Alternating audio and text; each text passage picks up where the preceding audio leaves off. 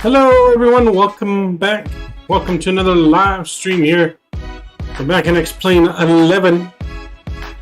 Let me adjust the mic here a little bit. It's a little loud there. There we go. That is better. Hopefully the sounds are good. Welcome everyone. Welcome back to another live stream here in Microsoft, or not Microsoft, Explain 11. We are sitting on the ground here in Dublin. We'll be flying some Ryanair tonight. 787 LevelUP. We're going from Dublin, Ireland over to Lisbon, Portugal. Nice flight got planned tonight. We got some big news today as well. In case you guys have not already seen, we got the news that our TCA Boeing yoke is in the mail by UPS and will be here tomorrow. We'll be getting it in the mail tomorrow. That means our next stream, which is on Thursday, will be the first live stream, and we will have the new Boeing yoke available. And of course, we'll be flying it on Thursday with it. So we'll be back in the 737-800 on Thursday. I like to say, if you don't rush the pre-flight, I'll hop in. Yeah, I'm not going to rush. We're not in a huge rush today, Mr. Ellie. So if you want to go ahead and hop on board, go ahead and hop on board with us. We are not necessarily in any particular hurry. We just got the one flight tonight. So we're roughly about 40 minutes before wheels up. So you got about we got about 40 minutes before we're wheels up on takeoff. We're going to be chilling here, getting the aircraft loaded up, getting all of our passengers on board. So you're more than welcome to fly on along with us. If you want, I can even post the route in chat for you that I have. If you want to use the same route, I'm going to go ahead and post that on the chat for you. So there's the route. If you want to use the same route, up to you. You can always just use SimBrief and it will give you whatever route you want to do. So, but yep, so we got that going.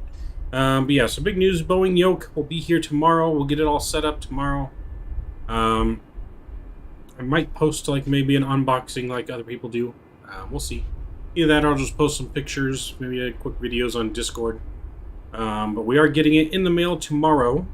And we'll be flying it on Thursday. Then, of course, on Saturday, we're going to be doing a full day of Southwest Ops, and we'll be flying pretty much all day on Saturday for the most part with that new Boeing yoke. Possibly even on Friday. We may do an extra stream on Friday, just because I know I'm going to be flying with it. I cannot wait for this yoke to come in the mail. That's all I'm thinking about right now. But anyways, let's jump on inside the aircraft here. We'll go inside, take our seat in the cockpit. We're completely cold and dark tonight. Let's get some power to the aircraft here. We'll get battery and ground power connected. That looks good. No smoking signs can come on. We'll align the IRS here to the nav position. That looks good. Premier can come on. Window heats can come on. Our nav light's already on. That looks good. We can get the engine bleeds off. We're going to 36,000 feet today. That's in there. That's setting and good. And our landing altitude is going to be 374 feet. So we're going to put 400 feet on the landing altitude. That looks good. Our emergency lights there. Boom. That looks good. We'll get some panel lights up as well. That's looking good. And alright, everything's looking good up here. Our passengers will start boarding here in a few minutes. Let's get our weight and balances done. So, we are in kilograms. I did do the flight plan in pounds though, so I'm gonna have to change that. Did forget to put our conversion into whatchamacallit, kilograms. So let's go to config and is it realism? That's not realism. Or general config, there we go. So let's get over here. We'll leave the bearer unit in where it's supposed to be. But we're going to use pounds here as that's what our flight plan's in. So let's go and put some pounds. Payload is going to be... What's our payload going to be today? Payload is going to be 38,700. So pretty full flight. Actually full flight passengers. And some little cargo on board as well. Let's go back here. We're going to put in our fuel. Our fuel today is going to be... oh boy. 21,450. So 21,450 pounds. Let's go ahead and put that in here. Call the fuel truck. Fuel truck will be loading. That is good. Let's take a look outside here. There's the fuel truck. She's loading up, getting ready to go. Alright, let's go ahead and we can start PackX here. Yep, PackX. We'll get our passengers boarding. Alright,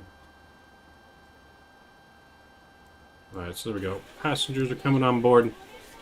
We got 40 minutes to our departure time. It wheels up. We are on Vatsim, so anyone that wants to fly along is more than welcome to fly along with us. Alright, so we're going to go here to our FMC. We'll get some panel lights. That looks good. And let's go to our FMC. We are in Dublin. Eidw. I just want to make sure I have that correct. We are at gate, what was it, 202? Yep, gate 202. So let's put that in there, 202 on the gate. Let's grab the GPS. And we'll throw that in there. That looks good. So we're going to go Dublin here.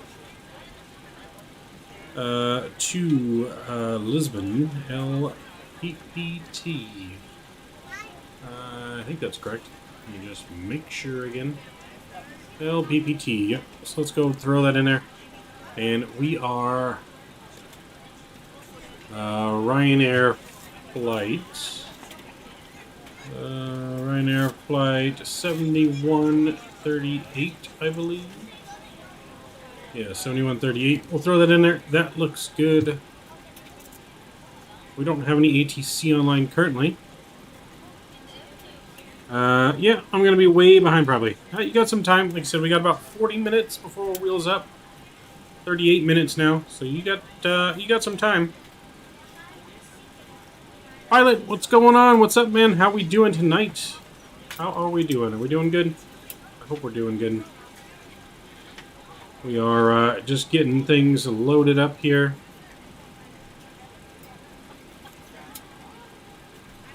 I don't know why this message isn't going away. Anyways, yep, we're getting things loaded up. How are you doing, Mr. Pilot Kish? How are we doing?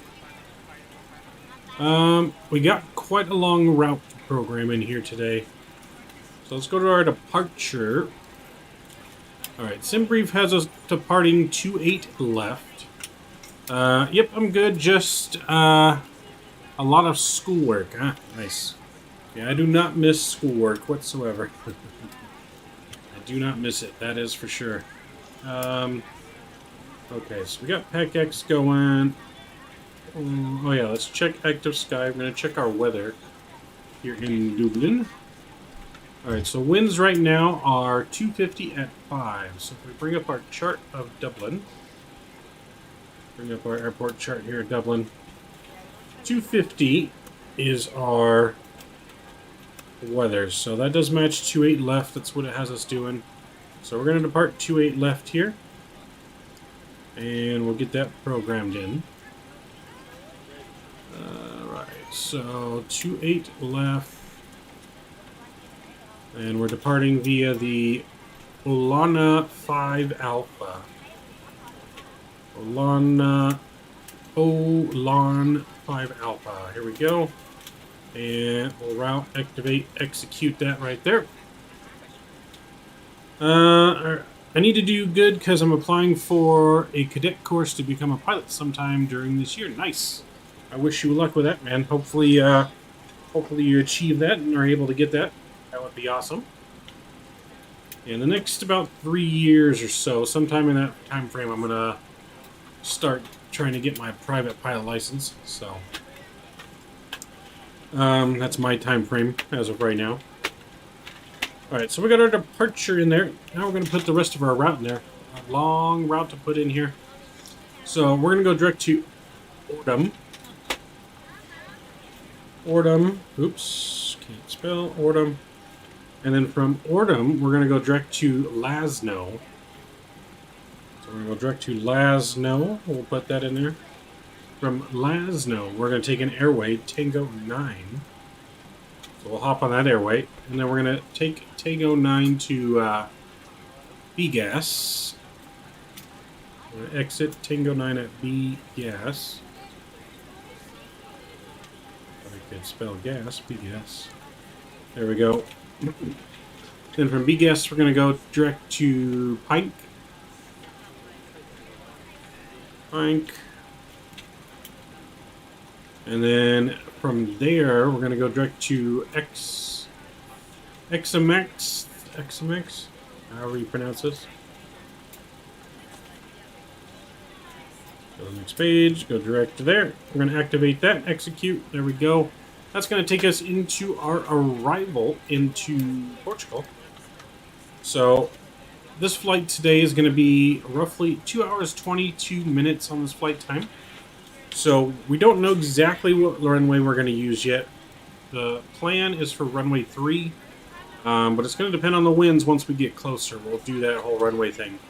But for now, we're going to put it in our arrival, which is going to be Exma 9 Charlie. So Exma 9 Charlie right here, that's going to be our arrival. Which actually, if that's our arrival, we're only going to have the option of runway 3, it looks like. So let's just take a look at what the weather looks like down in Portugal now. LPPT. Alright, so it's clear Portugal. Wind is only 5 knots at 10 degrees. We looked at our chart for Portugal. Bring it over here so you guys can see. So 10 degrees, runway 3. So yeah, more than likely the wind's not going to change by the time we get to Portugal. Nice long runway though. So we're going to go ahead and plan for ILS 3. And do we need that transition? I think we'll do that just like that. Activate, execute. That looks great. Mike Wardwell, hey, what's going on, bro? How was dinner last night? Dinner was actually pretty good. We went to the old spaghetti factory where I live, which is my mother's favorite place to eat. So we went to the spaghetti factory. I had way too much spaghetti. Way too much spaghetti. But it was really good. I got meat lover's treat, which was spaghetti and meat sauce with Italian sausage and some big jumbo meatballs.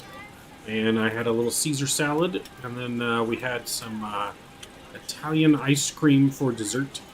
A little thing of Italian spinoli ice cream, I believe is what it's called. So it was really good. Really good. Just had way too much food. Way too much food. Went to a food coma after. Alright, we're going to check for any discontinuities here. Everything's looking good. That's our vector into our missed approach. So yeah, no discontinuities here. We're looking good. We can even check the map here if we really want to look at the route here, just how it looks. So we're going to come out of here. We're going to make a left turn. All this all the way down to Portugal. And we'll come loop in here, runway 3. It's got a hold there, which we won't need to do. Yeah,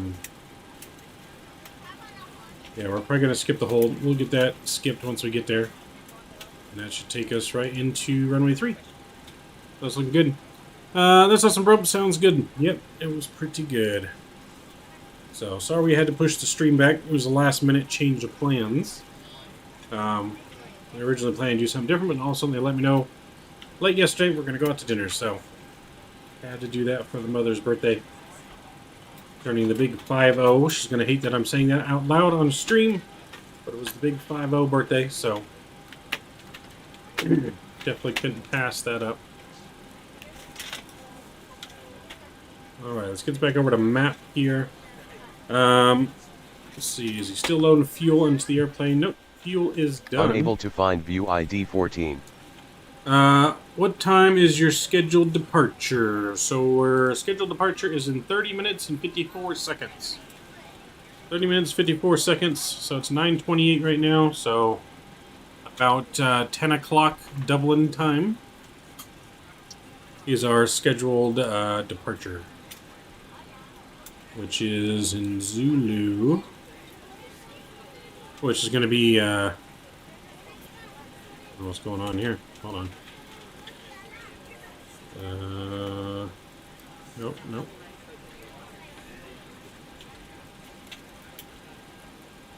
Nope. No, thought it would switch to Zulu time, but it doesn't. So, but yeah, 30 minutes is our scheduled departure time, Ellie. So, as long as you can get in the sim, we got some time. So you can fly along with us, hopefully. Hopefully you're able to make it.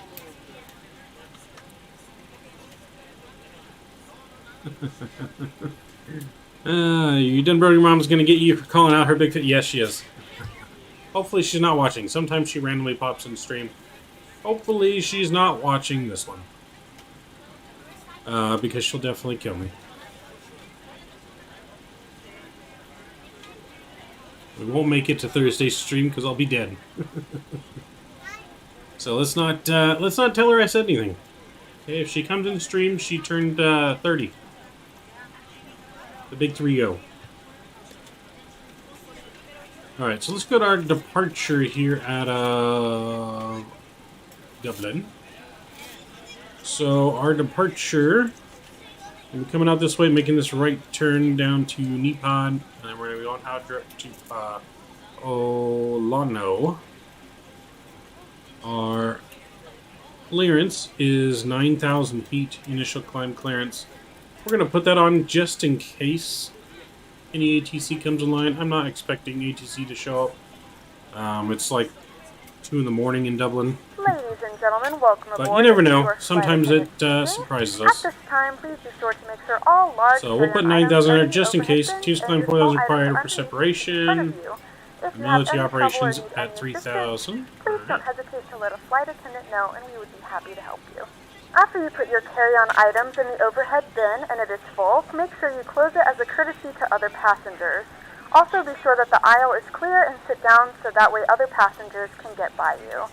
If you are seated in an emergency exit row, please review the exit seating responsibilities in the safety card provided for you. Alright, so we got about 11 minutes left of boarding and 28 minutes till departure. So that way you can be reseated. So let's go down here. Let's do our weight and balances real quick. But we do ask our weights that in. laptops, That tablets, looks and any good. other larger electronic devices are stowed once we depart from the gate. Our Thank you, and reserves is welcome going to aboard. be 2.3 on the reserve. So 2.3 on the reserve, cost index of 5 today. Going up to flight level 360. Our cruising winds are going to be 198 at 5. Not bad winds at all. So 198 at only 5 knots. That's pretty calm. And then our ISO deviation is going to be just a +0. +0 on that. That looks good. Transition altitude is at 5,000 feet. Let's take a look here. The transition altitude should say on the chart here. Yep, transition altitude 5,000 feet. Alright, so that's good, and that's set. Let's execute that. We'll go to our N1 limits. We're going to do full Toga takeoff today. Mike Wardwell coming in with the $3 bomb, man. Much appreciated. Much appreciate your support, my friend. Coming in with that $3 dono. That's going to put you at number 2 on the leaderboard. Much appreciate that support. Let me go in here and get you fixed here. Let's see. Okay, we got that. Yep, let me go in here. So we're going to go properties. I'm going to copy that. And we're going to go down to here. I'm going to move this one down to here. And then we're going to put you right up in number 2 spot. Which again, very much appreciate your support, my friend. Everything goes right back to the channel, and it helps the channel out. Let me make sure I put your name correctly on here.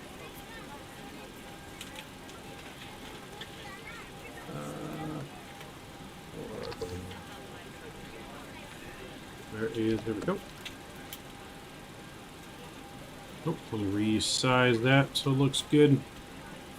It all fits. There we go. Again, very much appreciate your support, my friend. Glad to have you aboard tonight. Mr. James, I would fly, but I have no scenery in Europe. Oh boy. Yeah, I don't have a lot of ortho in Europe. I have ortho in Ireland, and I have ortho in the UK. I don't really have ortho in Portugal, but I do have an airport that we're flying to in Portugal. And I do have the upgraded Dublin airport. So, but I still have to download a lot. I got to get me a new hard drive before I start downloading crazy ortho. As my, because I have a 4 terabyte hard drive, which is almost already completely full. From V-States ortho and other ortho and scenery. And then my 2 terabyte SS M.2 drive is pretty much full as well. So, gotta get me another hard drive here before I start downloading all the crazy ortho everywhere. As ortho takes up a lot of room. Like, you have no idea, it takes up a lot of room. Alright, so let's see here. We're gonna do a Toga Takeoff we were talking about. So we'll leave that at B. We're gonna go flaps 5 for departure. We'll get our trim in here. 575, so let's get that set in here. That looks about right. We got our V-speeds, 141, 143, and 152. That looks good. Let's get our speed in here, 152. That looks good. Alright, so flight director's on. I don't know who turned the auto brake on. Here we go, I'll leave that off for now. Everything else is looking good. We'll get the legs page on the first officer side. Let's go down to our radio panel here. We need to get these. Oops. We get these panel lights up. That looks good. And let's put a squawk code. Someone in chat pick a squawk code. What do you guys want to put the squawk to be? Someone can choose in chat what do you want the squawk to be. I'll let you guys choose that and we'll set it since we don't have ATC online. So I'll come back to that once we get something in chat for a squawk. Let's go ahead and look at our boarding process. We got 6 minutes left of boarding, 23 minutes to departure. We're looking pretty good here. Green guy, welcome aboard. 2644. I like it. Let's put it in there. 2, 6, 4, and 4. 2644. Alright, James, we'll use your squawk code next time. Green guy got it in there first. So we're going to go 2644. We'll get that on and reporting. That looks good.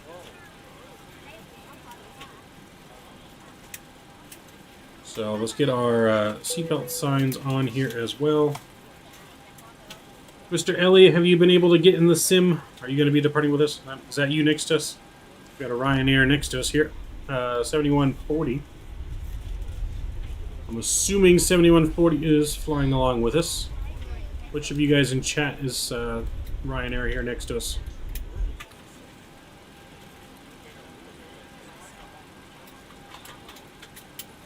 My squawk was a joke. Yeah, I know. I know what 7600 stands for. But I still like it. It was still not a bad suggestion. I get in trouble, but it was funny. Okay, so we got everything loading on board here. Squawk is in. Our flight plan is in. Zoom out on the map here a little bit.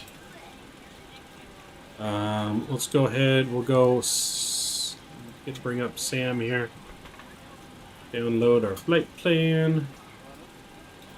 That looks good.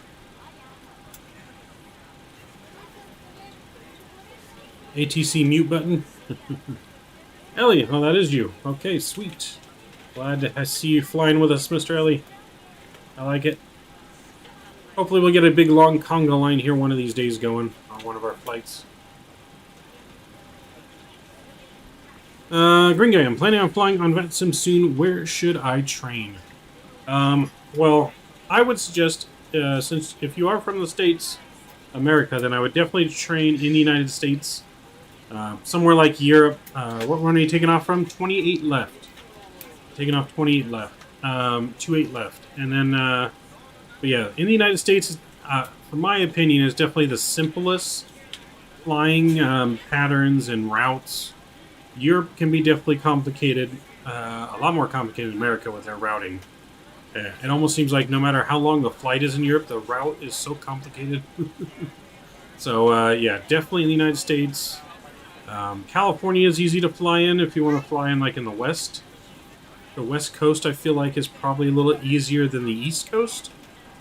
But if you want less traffic, maybe like the upper Midwest, you know, like maybe Denver, Salt Lake, you know, flying to San Jose, Idaho, Boise, Portland, something like that.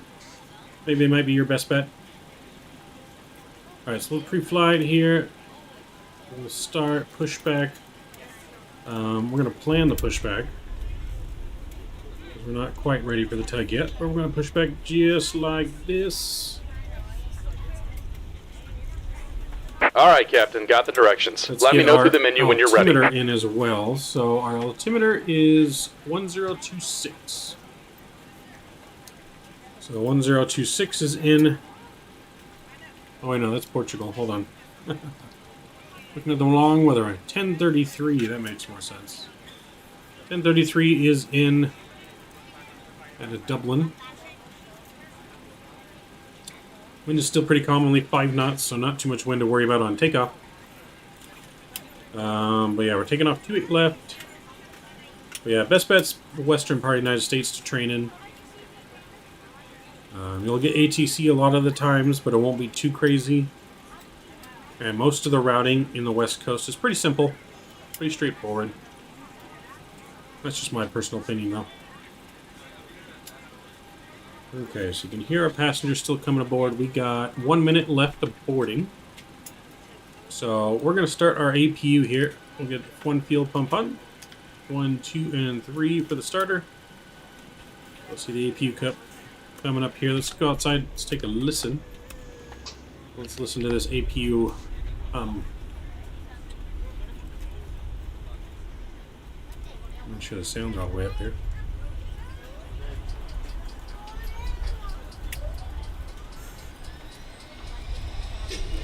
Ooh, there it goes. There she goes.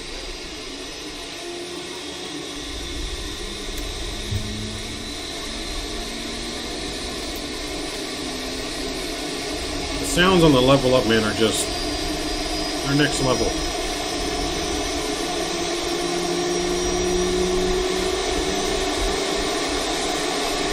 We're on your time now. Alright, our boarding is done. Good morning, ladies and gentlemen, and welcome aboard Flight 7138 with service to Lisbon. Our flight time will be roughly Great news, Captain. Your tow's coming. And 22 minutes. Now that the cabin door is closed, please make sure that all devices are in airplane mode and your large devices are now shut down and stowed. Please fasten your Alright, let's seatbelt get in here. and Let's ensure get that all our three tables doors and seat backs are in the full closed. upright and locked position for departure. Cabin crew, Need to prepare doors remove for our departure, stairs cross check, first. verify straps, and stand by for all calls. Remove our chocks. We'll wait for the stairs to come in. Alright, APU is on. Boom. And APU bleed is on. We're going to go ahead and wait a second. We'll pressurize the hydraulics once the tow's connected. So we're just waiting for the air stairs to come in all the way. Alright, air stairs is in. Let's get our door closed now. Alright, looks like the doors and hatches are closed and we're ready to connect. Alright, we're going to get our... How are you looking over there, Ellie? Arrival runway 3. ILS 3 is our arrival runway into Portugal. So ILS 3. How are we looking over there? You close to being ready? Alright, so tail's connected. We're going to pressurize the hydraulics. Beacon lights coming on.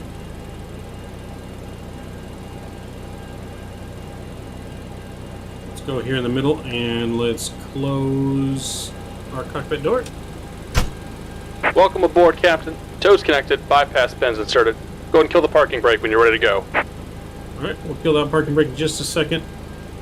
Let's see where Ellie's at in his preparation here. I don't want to leave too far in front of him. We'll leave you behind.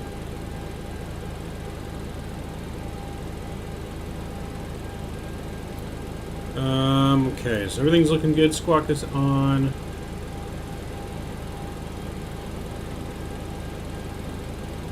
We'll just connect GPU.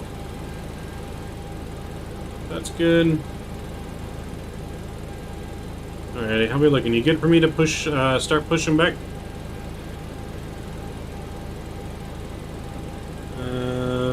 V speeds, I'm almost done. Okay. Since you're close and on V speeds, I'm going to go ahead and push back here and get engine started. Parking brakes released. Here comes the pushback. Light them up. Alright, speeds are lit up. So we're 141, 143, and 152 for our V speeds. We're pushing back here. We're going to go ahead and get our fuel pumps on. And we're going to start engine number 2. Ladies and gentlemen, please direct your attention to the front of the aircraft for a safety demonstration. When the seatbelt light is on, please make sure that your seatbelt is fastened low and tight across your lap. To fasten, insert the metal fittings into one another. Tighten by pulling on the loose end of the strap. To release your seatbelt, lift the upper portion of the buckle. In the event that the seatbelt light is not on, we suggest that you keep your seatbelt fastened in case of unexpected turbulence. Please take a few moments to now locate one of the several emergency exits on this aircraft. In some cases, your nearest exit may be behind you. In case of an emergency and we need to evacuate the aircraft, there is lighting on the floor that will guide you towards the exit. In the event of a loss of cabin pressure, an oxygen mask will drop in front of you. Start the flow of oxygen. I turned the center fuel pumps on. So the center fuel pumps, those are the first tanks that get drained when flying.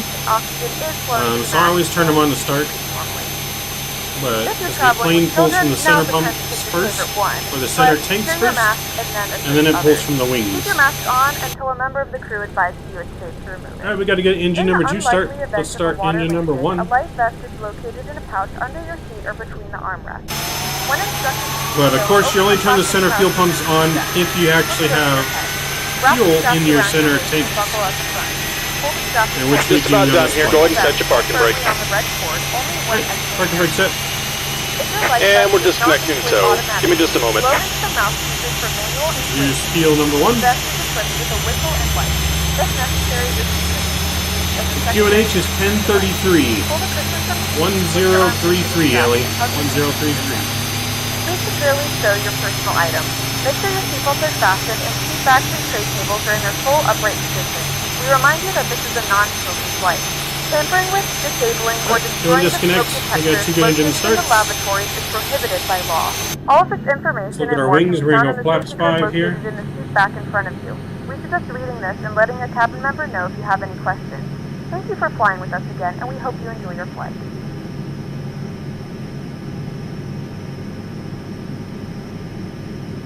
And we're disconnected. Signal and pin on the left. Take it easy and have a safe flight. Flaps 5 are set and indicated. Auto brake RTO. LNAV and it can be armed. VNAV will wait till takeoff.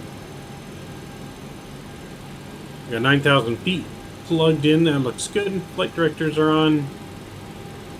And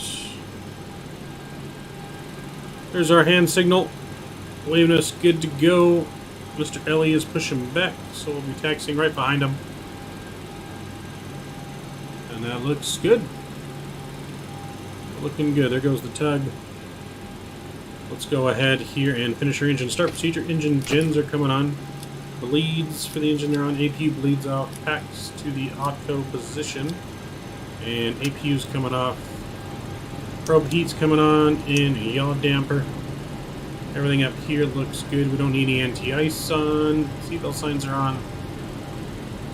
Let's go ahead and get our taxi light on, and our runway turnoffs can come on. Ellie's pushing back, looking good. We're pretty much ready to go here. We'll be taxiing right behind Mr. Ellie. Alright, so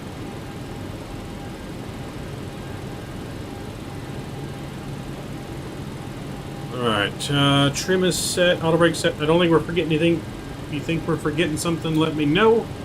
But I think we're good. But yeah, all of you guys in chat, keep me honest, make sure I don't forget anything. You guys are all the co-pilots to make sure we don't mess up. But cabin's ready for departure. Parking brake is off. We're going to start rolling forward here a little bit. And we'll taxi right behind.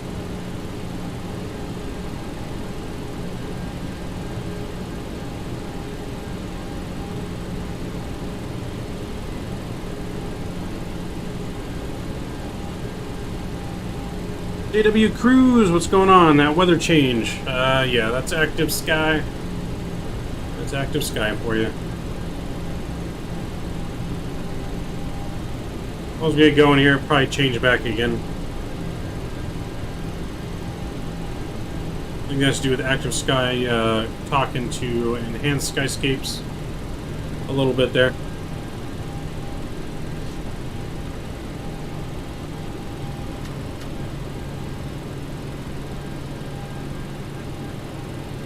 We do have the joystick cam working today as well, so we'll get that for takeoff.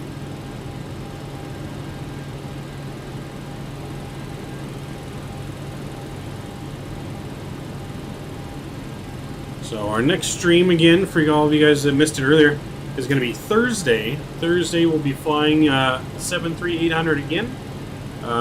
And Thursday will be our first stream with the new TCA Boeiing yoke. I got that coming in the mail tomorrow. Super excited. That's really all I can think about right now, is that it comes in the mail tomorrow. I cannot wait. Yeah, I'm thinking of installing... Yep, see, there goes the clouds back again. I'm thinking of installing X-Plane. I use P3D, but been thinking of making a switch to X-Plane. Yeah, I have P3D, but I've already been invested too heavily in X-Plane and Microsoft for me to do also P3D. I got it. It's alright. It's just I'd have to add so much to it that I just don't have that kind of money to spend on 3 simulators, so X-Plane works great for me. It's got a lot of planes. And then Microsoft, of course, only has for airliners the fly-by-wire, but P3D or PMDG is coming out super soon. But if you're going to make the switch to X-Plane, though, I'd wait till X-Plane 12 comes out. Don't get X-Plane 11. I feel we're only a couple months, maybe 3 months away from X-Plane 12 coming out. So I would definitely wait until that before you make the switch. Planning in the 737 to Microsoft, of course. I am definitely getting it the first day it comes out. So yeah, I'm definitely getting it on Microsoft. Cannot wait for PMDG to come out for Microsoft. I'm super excited for that. Are you on Unicom? I don't think so. Should probably switch over to Unicom here. 122.8. Now I'm on Unicom.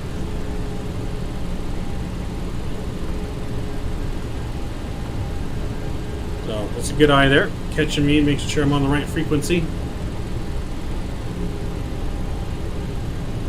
we were definitely not on Unicom. But we are now.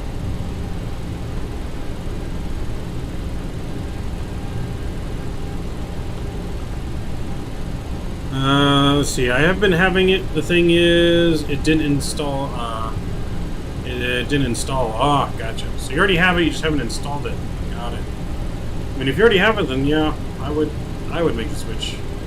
I prefer X-Plane over P3D, but again, like I said, that's just my personal preference.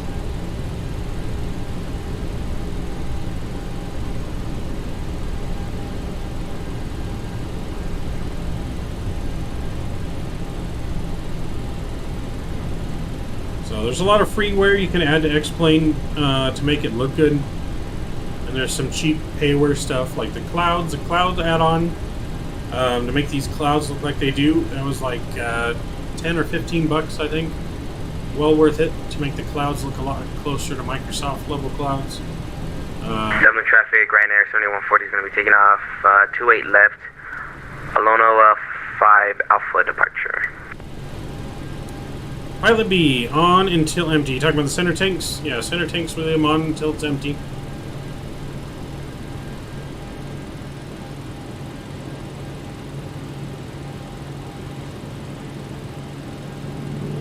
So we're going to be holding, waiting for Mr. Ellie to take off here. We'll give him a couple minutes separation.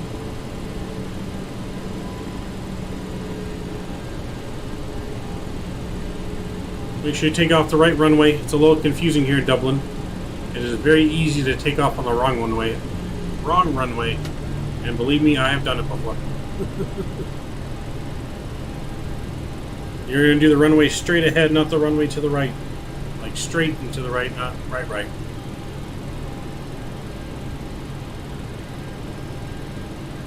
We're going to wait right here. Parking brake's on.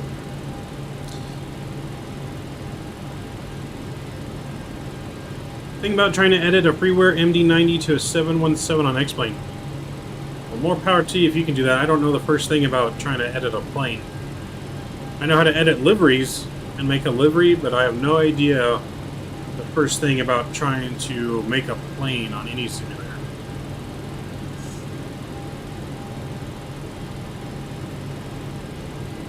Dublin traffic, Ryanair 7138 lining up and waiting on runway 28 left.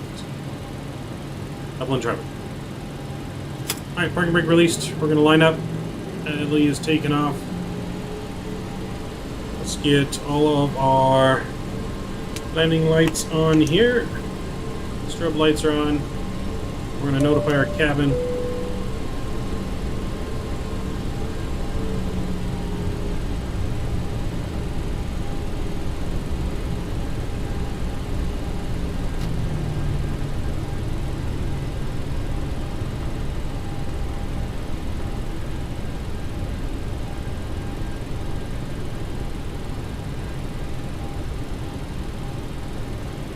Yeah, pretty much don't know much, but I've done a ton of research and also recently got building scenery down, so I think I can learn.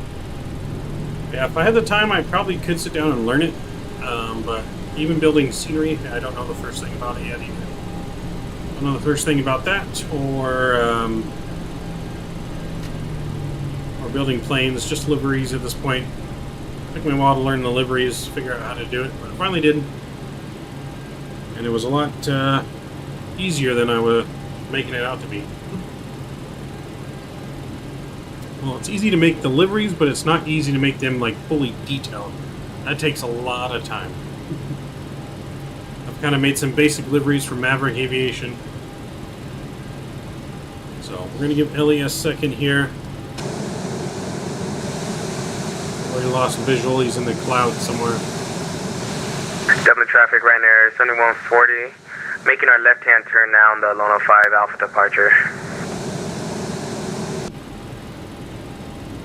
Maybe welcome up aboard. Approximately how long till the giveaway? Watching next looks the fam. Hopefully I won't miss it. The giveaway is on Thursday's stream, Aviator. Sorry about if there was confusion on that. But yeah, Thursday's stream is going to be the giveaway. That's our first stream with the Boeiing yoke that I get in the mail tomorrow. Alright, parking brake off. We got enough separation here. Let's go ahead. Engines up 40%. Get the joystick cam switched on here. And Toga. Slight down pressure.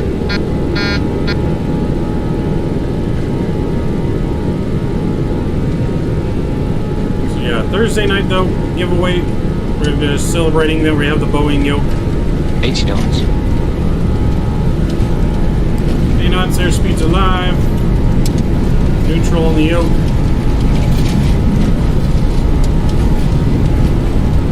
V1, rotate. V1, we'll rotate. Positive rate. Muzzle rate. Gear Gears up. coming up.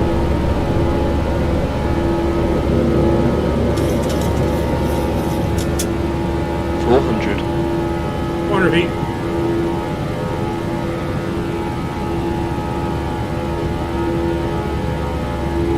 Climbing good.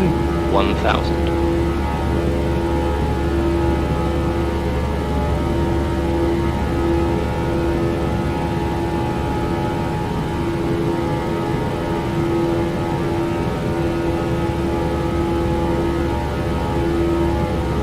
You're right, green guy. We did not. FFA is going to be mad at us. All our takeoff.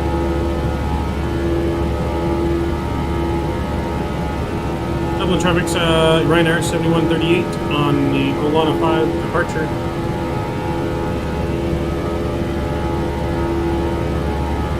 Yep, nope, we did not call our takeoff. That's our bad. Luckily, there's no traffic. Alright, let's get auto throttle on here. Get VNAV armed.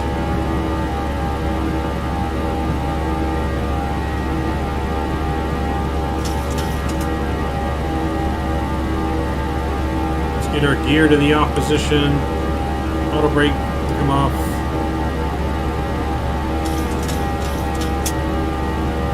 Let's go flaps in here. Flaps 2.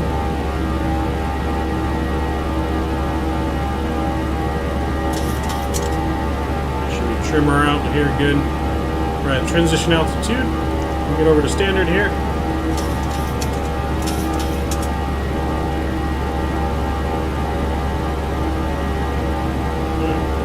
Slowly start our left turn here. Let's go flaps up and clean.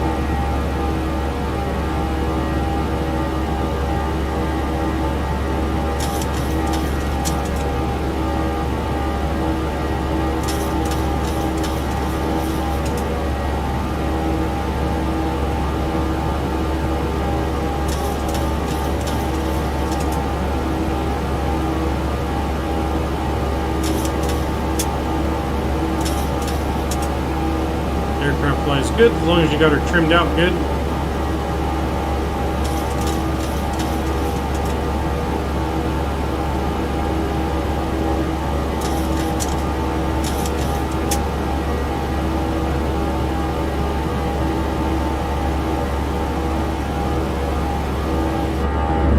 Now look at our departure here to Dublin a little bit. Outside turn down just a little bit so we can go to the outside cam here in a minute.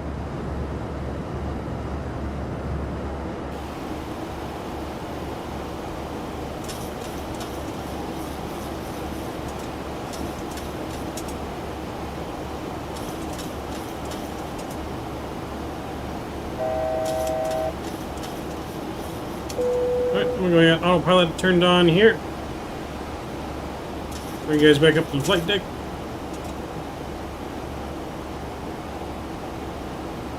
Go ahead and go up to our cruising altitude now. Ladies and gentlemen, we have now passed 10,000 feet, so you may turn on larger portable electronic devices. This is also a reminder to please keep your seatbelt fastened throughout the duration of the flight and do not form a line near the lavatory. This aircraft is equipped with onboard Wi-Fi. Our taxi lights off, the runway turn-off lights are off. If you wish to access it. We do offer complimentary in-flight TV thanks to our partners. Connect to the Wi-Fi and you'll be able to access our wide range of free live TV and paid movies library. By the B, you're honestly a really underrated flight sim streamer. I just found you like a month ago. And you're now one of my favorites. Nice. I appreciate it. I try. The flight crew has We're turned definitely off the not, fasten seatbelt sign. we're definitely You not can now get up perfect, and move around the cabin. but, However, we ask that you keep I your do seatbelt try my fastened best to when make sure we you put do on a good unexpected stream each and turbulence. every time. So I always take suggestion, comments, criticism, anything you guys have, constructive criticism, stuff you guys want to see on stream. If you want to join the Discord, put stuff in there in the suggestions, what you guys would like to see, stuff you guys want us to add to the channel in the future. Because I definitely do have a lot of ideas of stuff that I plan on adding and bringing to the stream. Just like with the loyalty points of getting stuff to give away to you guys. It's all about giving back to the community as much as I can, like the community has to me for years. And ever since I've joined the online, everything's been very giving and kind and knowledgeable. So we owe a lot to that. Let's get the rest of our landing lights and everything off here. One light can come off.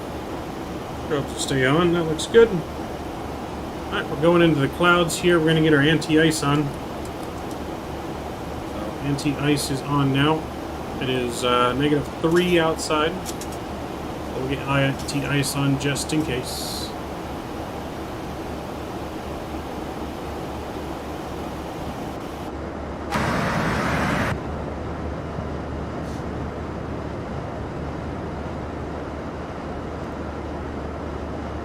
Go through the clouds here.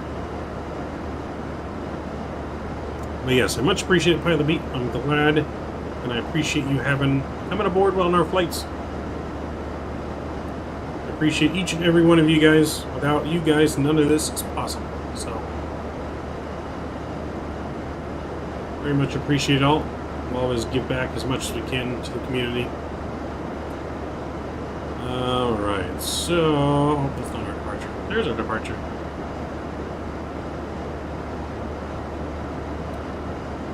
So if you guys haven't done already, make sure you smash that thumbs up button for me. That really helps out the channel. Going for our usual 15 likes on today's stream. On our nice flight here out of Dublin. All the way to Portugal. 2 hours and 20 minutes on the flight time today. So a nice little flight here. This was actually suggested by, who was it suggested? Chewy236 suggested this on last stream. I was already planning on trying to fly Ryanair today, and he suggested this route, so that's why we're doing it. So I do take route suggestions in Discord as well, and you guys want to request anything, I do take everyone's consideration of what they'd like. Try to do as many as I can. But plans for the rest of the week, though. Thursday is going to be the first stream with the new Boeiing yoke. We'll be back. Still be flying in Europe on Thursday, so if you guys want a Europe suggestion and what to fly, we are going to be flying the 73800, though. It's only right that we fly the 73800 with the new Boeiing yoke first, since that is our favorite aircraft. And then Saturday, the plan is to do Southwest Ops for a full day of streaming on Saturday. We're going to be doing a full pilot schedule on Saturday, so we'll probably have 4 or 5 flights, maybe, depending on the length of the flights. Maybe around 4 flights on Saturday. We may do something Friday as well, because I'm pretty sure I'm not going to be able to put the Boeiing yoke down. I might even take Friday off from work, just so I can fly all day. But if we do, that'd be like an After Dark extra stream, as we normally don't stream on Fridays, but I have a feeling as soon as I get that yoke, I'm going to be addicted, and I'm not going to want to stop. So we'll probably have some extra flying this week for sure. So super excited about that. Let's check how we're doing here in the cabin. Alright, we're at 21,000 feet. Climbing on up here to 36,000. Looking good. We can get our anti-ice off now, as we're above the clouds.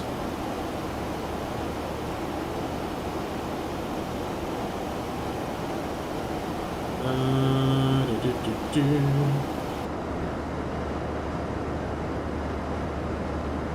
a nice Ireland and ortho we have down below there.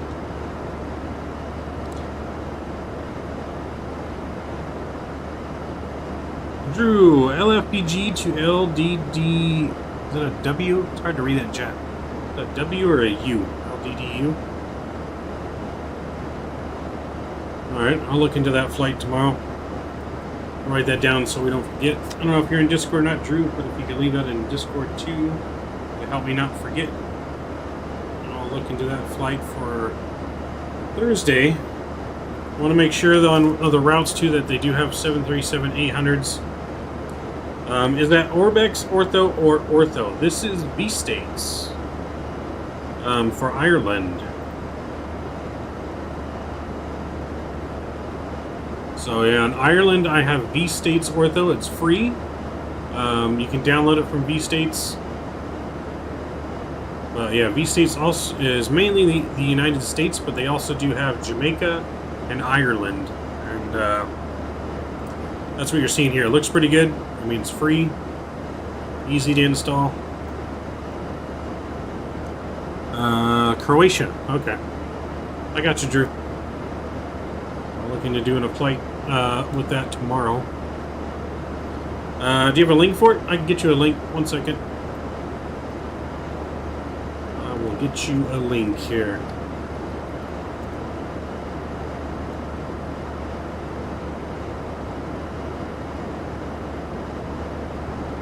Alright, so copy. Paste. There's your link. Cruise. So if you click on that link there, it'll take you to the home page and you'll see V countries. And you'll see Jamaica, Ireland, and you just click on Ireland, you can download that.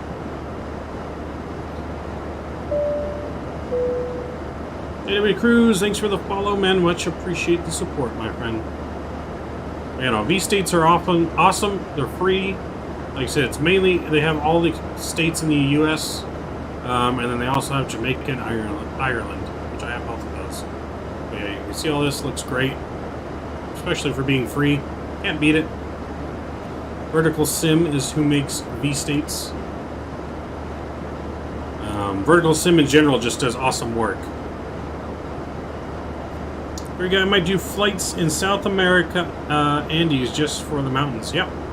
South America Andy flights are pretty good. We had, we have not so good of memories last time we flew in South America. We flew in South America, we had our one and only crash on stream. Wasn't pretty. We, I think that might have been the LevelUP when it first came out, and we just did not judge the thrust right, and we kind of ran out of thrust power, and we went right into the ocean right before the runway in Brazil, Rio de Janeiro. So, wasn't our finest moment, but you know, it happens. We went right in the water though. Completely misjudged the thrust we needed.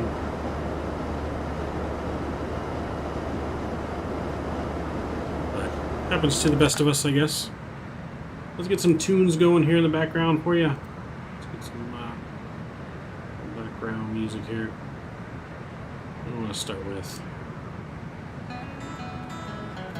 You know that.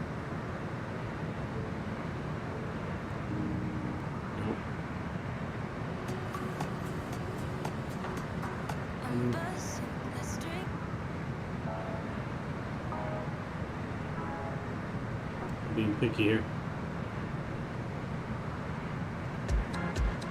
I guess we'll start there. I guess we'll start there. Alright.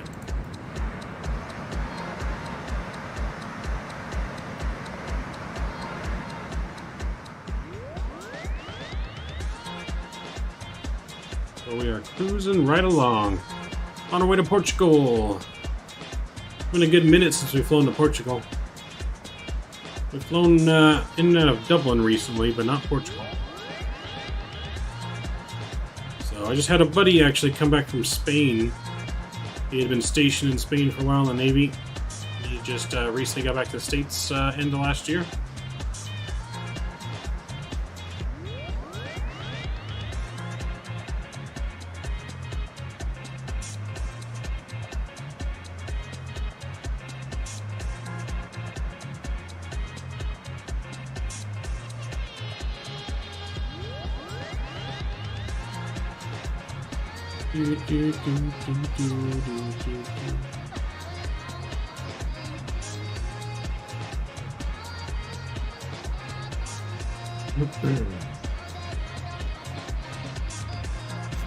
Oh boy.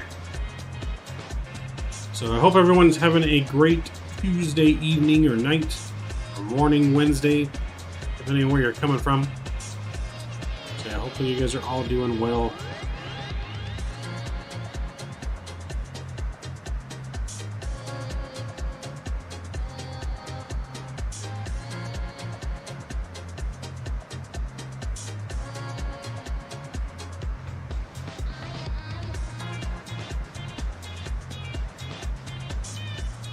So yeah, Thursday stream we'll be back in Europe, possibly on the route there that Drew suggested, and we will be doing a giveaway on Thursday.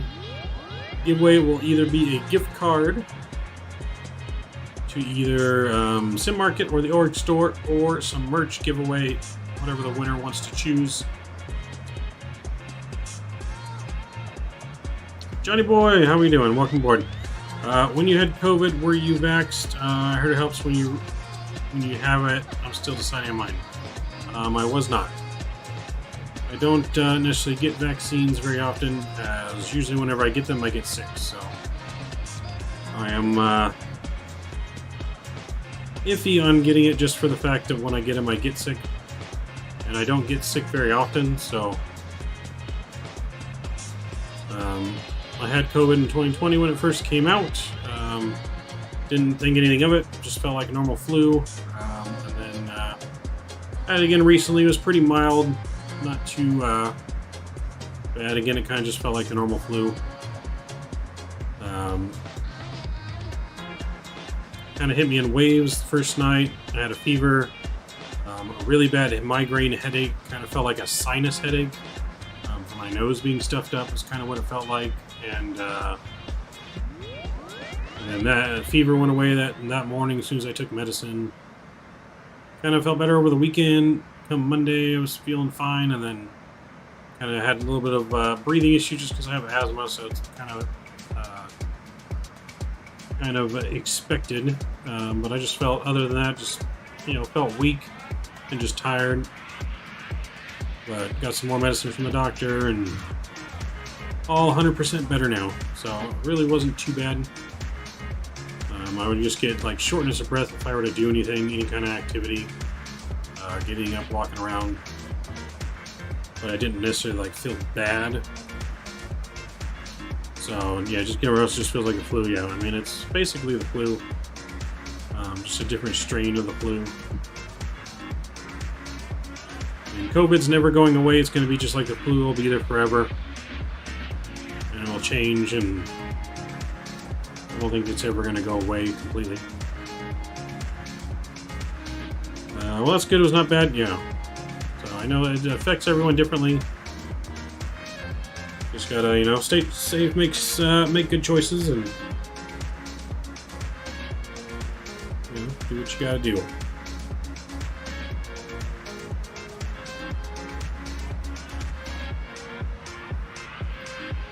Everyone's got to take their own personal choice of whatever they think's best for them, and that's really all you can do. I'm just a big believer in not living life scared, because if you live life scared, you're not really living life.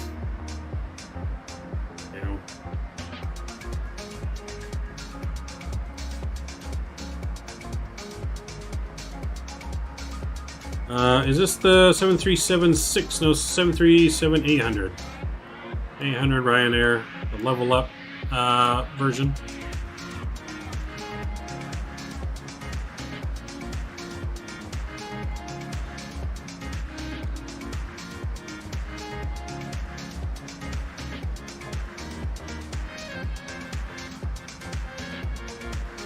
So yeah, the new level up version of the Zibo.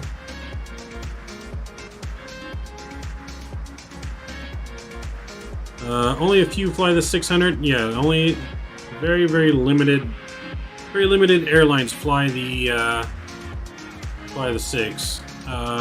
What's level up? Did Zibo get a new name? No, level up is the new 737 series that came out.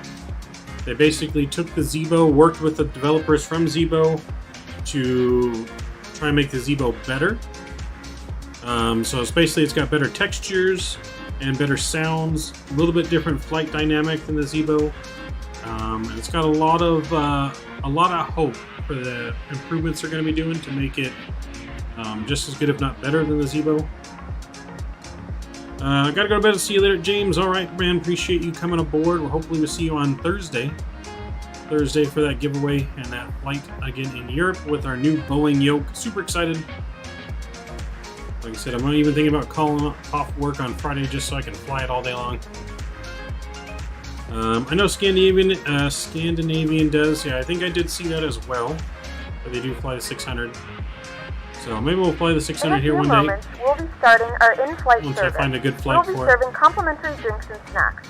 Please look in your seat back for our list of complimentary and premium drinks. Premium drinks are available for I do like the 700, the 800, and the 900. So we're definitely going to be flying a lot of Boeing this weekend. So we're going to be doing, like I said, Southwest Ops Saturday all day. And then Sunday, we may be in either the 7.5 or the 7.6, doing some runs in that for passengers or cargo or both. Or maybe we might even do it on Friday if we do an extra stream on Friday. But we'll be flying anything and everything with a yoke for the rest of the week.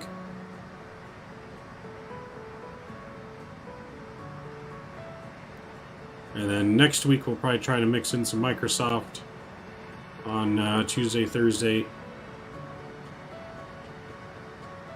Do a little bit of Microsoft, mix up a little bit, and then we'll be back. Probably an X-Plane, or depending on, like I said, I'm probably not going to do too much Microsoft, just for the fact of the PMDG is probably coming out very soon. I want to say it may even come out within a month, from what I'm hearing. Don't hold me to that, but that's just wishful thinking on my part. Hopefully, if they're entering beta here, and I have a feeling that once that comes out, we're going to be doing a lot of Microsoft. A lot of Microsoft flying that around, so I'm going to try, and we're probably going to be favoring X-Plane a little bit more than Microsoft. Just until that happens, because then it's going to flip-flop a little bit. But we'll do at least a couple flights next week of Microsoft. Flying the fly-by-wire. Get some nice scenic views in.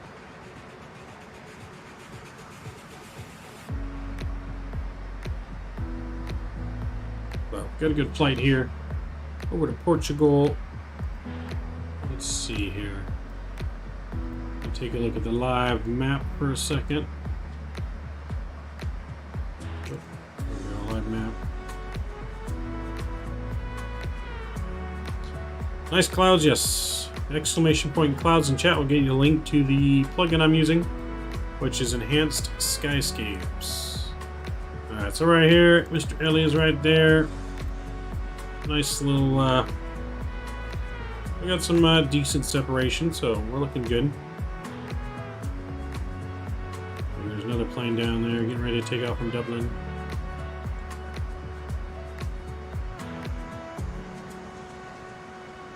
But yeah, we're looking good here.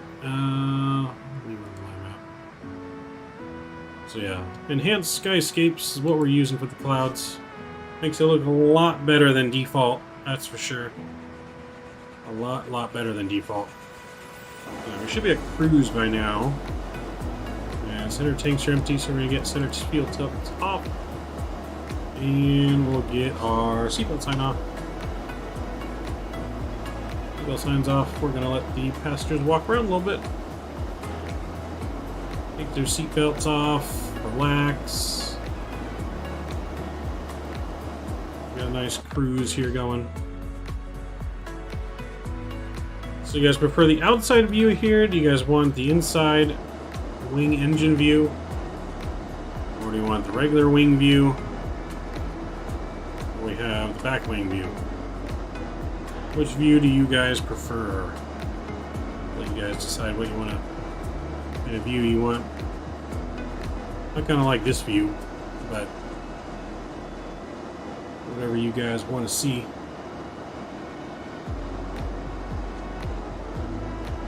Whenever I do try to fly, I either try to get a view like this of the engine, or I try to sit like right behind the wing. Those are the two spots in the plane I usually try to sit at.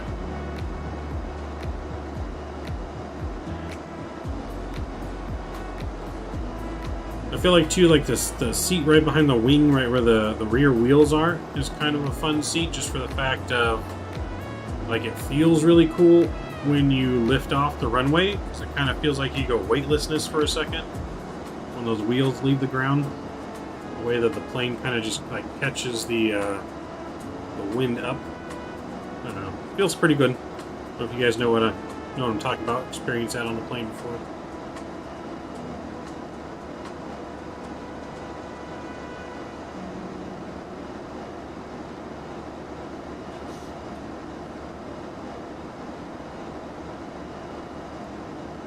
But that's just what I like when riding on a plane there. It's probably my favorite behind the wing, and this would be my second choice. Plus, I like watching the flaps on the wing when they start bringing the flaps out and stuff. So, that's my preference.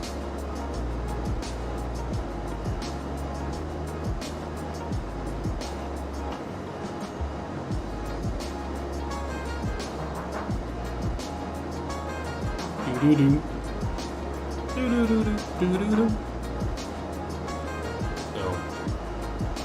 what are you guys most excited about coming out this year in the flight sim community? What are you guys looking forward to? What are you looking forward to the most? Because I got some aircraft, new simulators, maybe some hardware that you're going to be getting. What are you guys looking forward to the most? Can't wait for the Flight Vector 777 and 787. Wing seat always? You like, Mike, you like the direct on the wing seat here? Or do you want to be behind the wing a little bit? Which one? So we got Green Guy, can't wait for this 777, 787. Drew says X-Plane 12. All three of those are very good things. Can't wait for myself, can't wait for those either. There's a lot of things I can't wait for. I can't wait for MD-11 coming out. Can't wait for the 777, the 787 and X-Plane, and also there's supposed to be a new 787 coming in Microsoft. Can't wait for those. Can't wait for obviously the PMDG 737 in Microsoft. Can't wait for X-Plane 12. I mean, there's a lot of things coming out. I think there's MD-11 actually for Microsoft and for X-Plane coming out. What else is coming out? The Dassault Falcon, a new Dassault Falcon is coming out. It's supposed to be pretty good. Can't wait for that. I think that's most of things. I mean, they got the Phoenix A320 coming out as well. So yeah, there's a lot of stuff coming out. I don't know how true it is, but there's rumors that PMGG will also release a MAX version of the 737. Hopefully they do that. I love the MAX. I hope that's true. I don't know how true that rumor is, but hopefully she's true.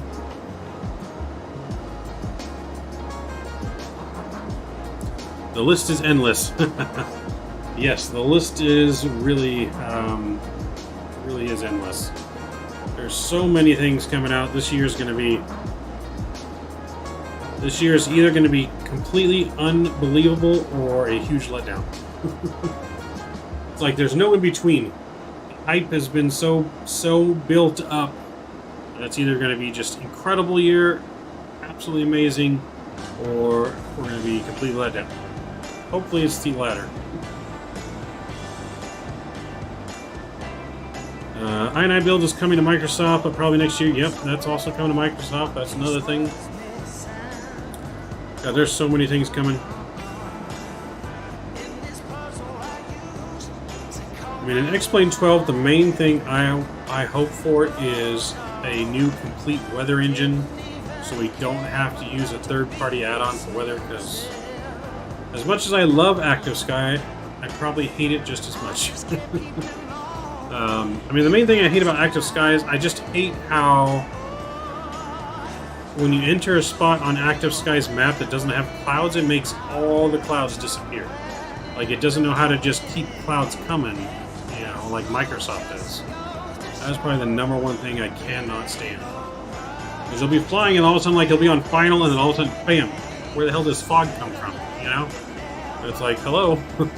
It was just completely clear, now I can't see a damn thing. I don't know how many times. Even with me having Active Sky settings set to don't change weather on final, it seems like it still changes the damn thing. It's probably like my number one pet peeve with it. So I really hope for that weather. We got the fly-by-wire A380. I'm not gonna lie, I'm not super excited really about the A380 just because, I mean, I'll probably end up getting it, but I don't do a ton of long hauls. So the bigger jets like that, and the 747 don't necessarily interest me as much as like the 737 or the A320, 21, the 777, even though it does routinely shorter flights than an A380, for example, or a 747, because they do cargo hops and that stuff.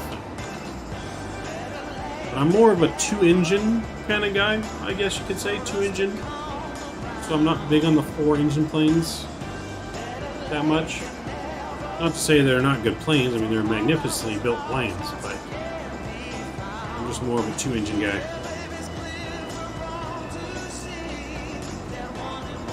But the A380 does look nice that fly-by-wire is developing. I mean, so no knock on that. It does look great. Looks like a great aircraft. To be honest, just now getting back into flight sim, everything has changed so much from when I used to be huge into flight sim like about 10 years ago. Oh boy, 10 years ago? Yeah, it is night and day difference between 10 years ago. I mean, have you... I mean, just look at Microsoft. I never thought I would ever see a sim 10 years ago that looked anything close to how well Microsoft looks visually. Never, ever did I ever think, from all the sims I've played since, I've been in this since like Flight Sim 98, did I ever think we'd have a sim looking that good. 10 years ago, most had FSX. Yeah, I had FSX, but I started Microsoft 98. And worked my way up to FSX. I had X-Plane 10, and then 11, and now Microsoft 2020. Hi, so, hey man, how's it going? It's going pretty good, man. Enjoying our flight here over to Portugal tonight. We have another stream coming Thursday, same time. Thursday will be a giveaway stream, though, and should be our first stream with the new TCA Boeiing yoke that comes in the mail tomorrow. So, super excited about that.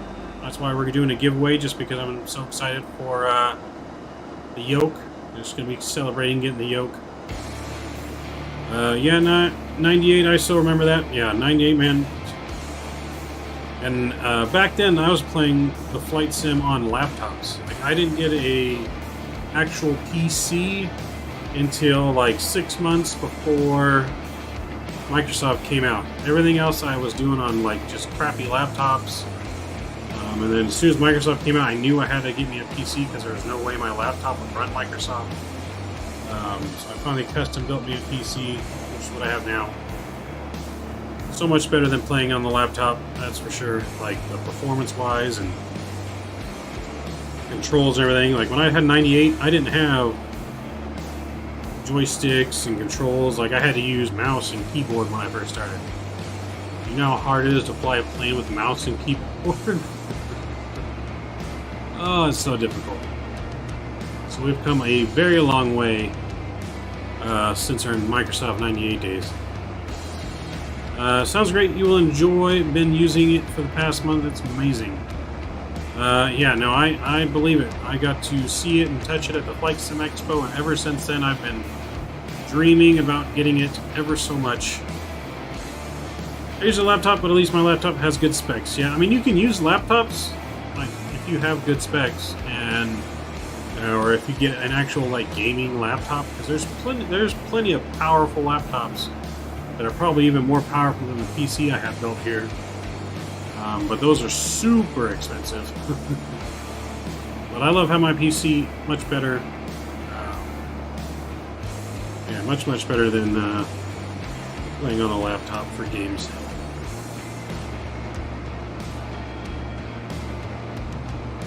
So yeah, no, been come a long way since Microsoft.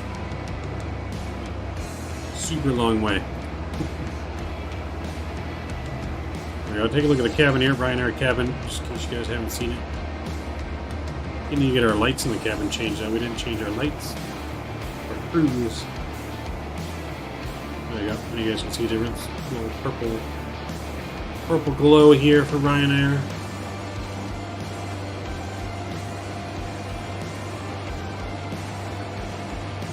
There's bright yellow safety backwards here, the seats. Oh, it says the bar is open. You guys want to pay for a drink? The bar is open. And low fares made simple.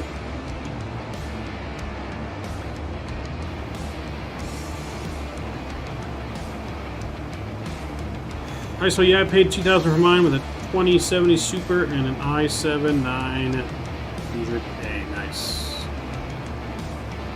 Yeah, this is what I got here.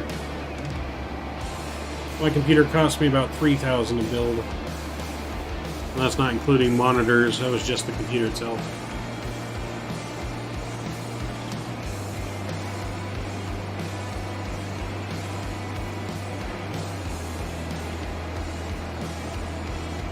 So, that is my specs there of my PC. Custom built it from Micro Center. I don't know if you guys know, I'm sure you guys heard of Micro Center. I don't know if you guys have a Micro Center by you, but I have one about, I don't know, 30 minutes from my house or so. 30, 40 minutes. Depending on traffic. So I absolutely love Micro Center. I could spend all day in that store. You remember FSX Passengers? I loved FSX Passengers. I kind of wish I had that again. Like, I feel like FSX Passengers is better than like the ones add-ons we have now for the Sims. You know what I mean?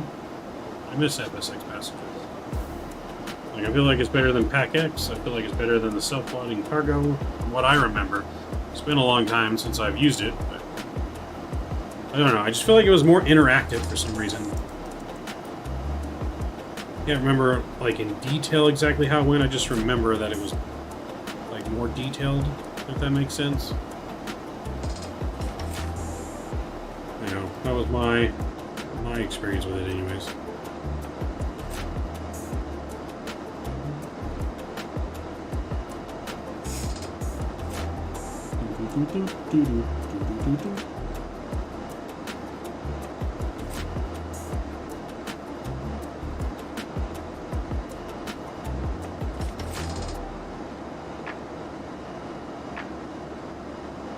Well, yeah, no. I miss FSX days. It was some good fun flying.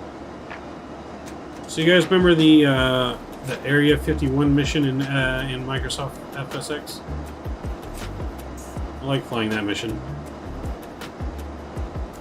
Remember, it wasn't too long ago, I don't know, a few months ago, I actually was using one of those like plane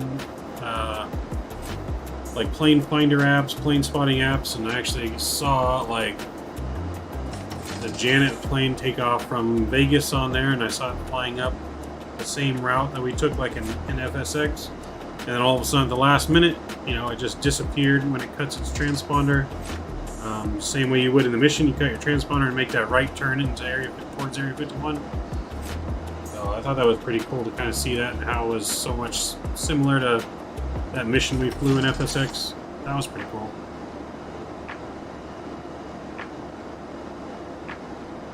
I didn't know you could see those planes on there, but apparently you can. I've seen them planes when I've been in Vegas take off from the airport and land as well. It's pretty cool.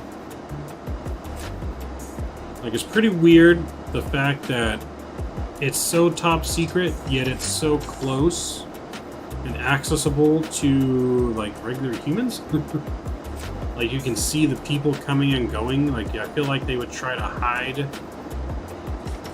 the people that fly on those planes, because if, like, some criminal wanted to do something, you know, like try and follow them and kidnap them to get information, I feel like it'd be way too easy for them to do that. Like, I feel like they would just try to keep their identities more secret for people that fly to top secret places like that. Like, I know the Janet flies more than just Area 51, but they fly to all kinds of top secret military installations, but I don't know. I mean, like, you can see the planes from the street, like, get right next to where they land, and the parking lot where it's guarded, and, you know, they come in and out of. I don't know. It's weird, like, how secretive it is, but yet at the same time not secretive.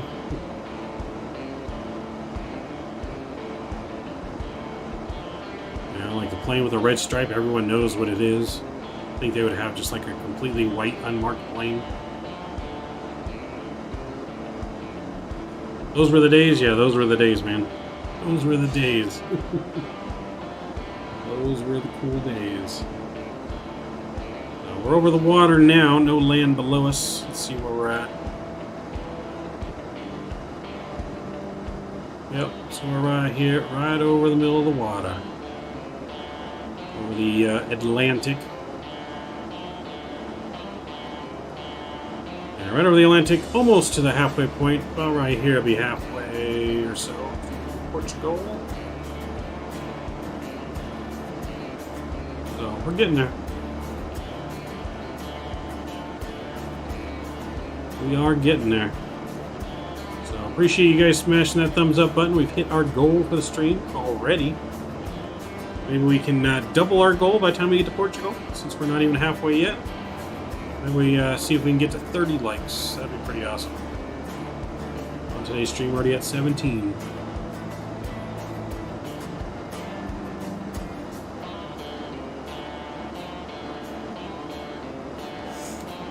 We got Ellie flying along with us. He should be landing just before us in Portugal, so that should be pretty good.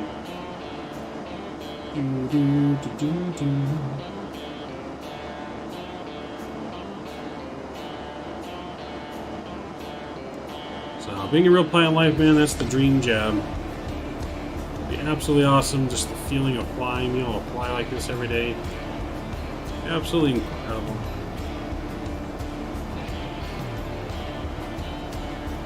I don't think there's really a better feeling in the world.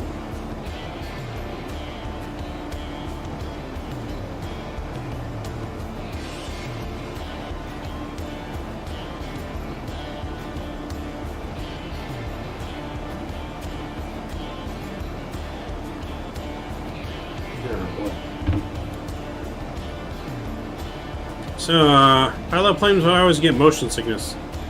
Yeah, I don't really get motion sickness. The only time that I've come close to motion sickness is I did go on a fishing trip not that long ago, maybe like, I don't know, 4 months ago now. I went on a fishing trip for work. I took some customers out deep sea fishing, and I was pretty good the whole time. I'd never been fishing before. But for whatever reason, once I had finally caught my first fish, like, okay, let's back up a little bit here. So, first time fishing, right? When you fish, you're using live bait on your hook.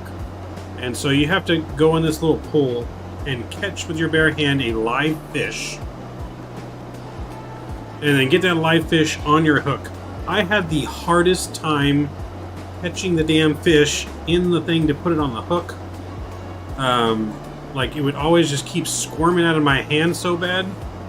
Like, I don't know, I felt like I was too afraid to kill it by squeezing too hard, so I wouldn't squeeze hard enough. But once I finally got it on the hook, the first one I got on the hook, I actually caught a fish. Caught like a, I don't know, 12-pound yellowfin. And for whatever reason, I don't know if it was like the adrenaline rush of me catching my first fish, but I started getting like super hot, and just after I caught that first fish, I had to take a break and sit in the boat, inside the boat, and just kind of close my eyes for a little bit, because I actually felt like I was getting really motion sickness for some reason. But after about, I don't know, 30 minutes to an hour of just kind of resting and cooling back down, I was fine again. So I don't know if I didn't really throw up or anything, so I don't know if that really counts, but it was weird. It was just like the adrenaline rush and then the crash and the adrenaline or something, I guess, after catching my first fish. So that's kind of the only time I've really gotten motion sickness. Mike Bing, I just found your channel a few days ago. How long have you been doing these live streams? So, technically, the channel now has been on for just over a year. However, when I started, I only kind of did it for like a month and a half or two, I think. And then I kind of took a long extended break until towards the end of summer. So I started in January, made the channel. Excuse me. Made the channel, kind of did it a little bit, but wasn't able to stay steady with it. And then kind of had to take a few breaks because things at work and stuff, life just kind of got crazy. But then I really started going full blow kind of towards the end of summer, closer to when the expo was.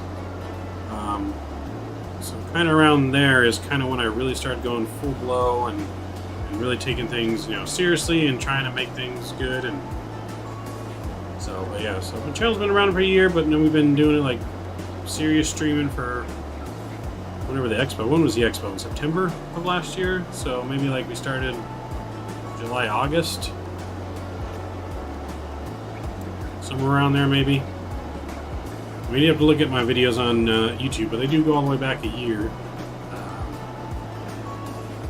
Let me see on here.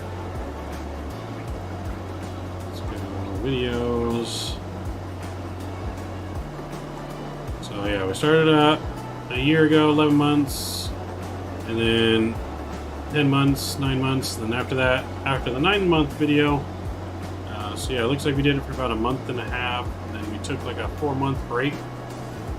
So really about 5 months ago, we really started going like full speed ahead kind of thing. Something like that, if that makes sense. Last time we flew was 5 years ago. I went to Bolivia, very high altitude. It made me sick. Ooh, that's no good. Yeah, see, when I didn't fly on a plane until I was 16. Before that, I was terrified to fly. Like, I never wanted to fly. I never thought about flying. Really kind of,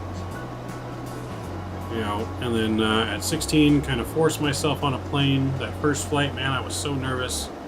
Like, I was trying to keep my mind on everything else but the fact that I was flying in a plane. Like, I read every word of the safety brochure.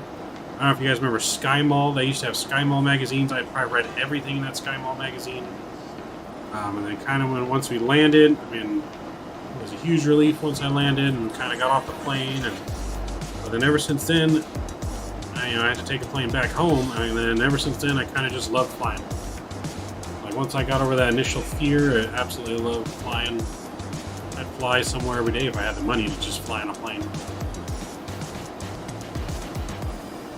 Mike, what's all the throw up places for? Is that for like air sickness or because of fishing?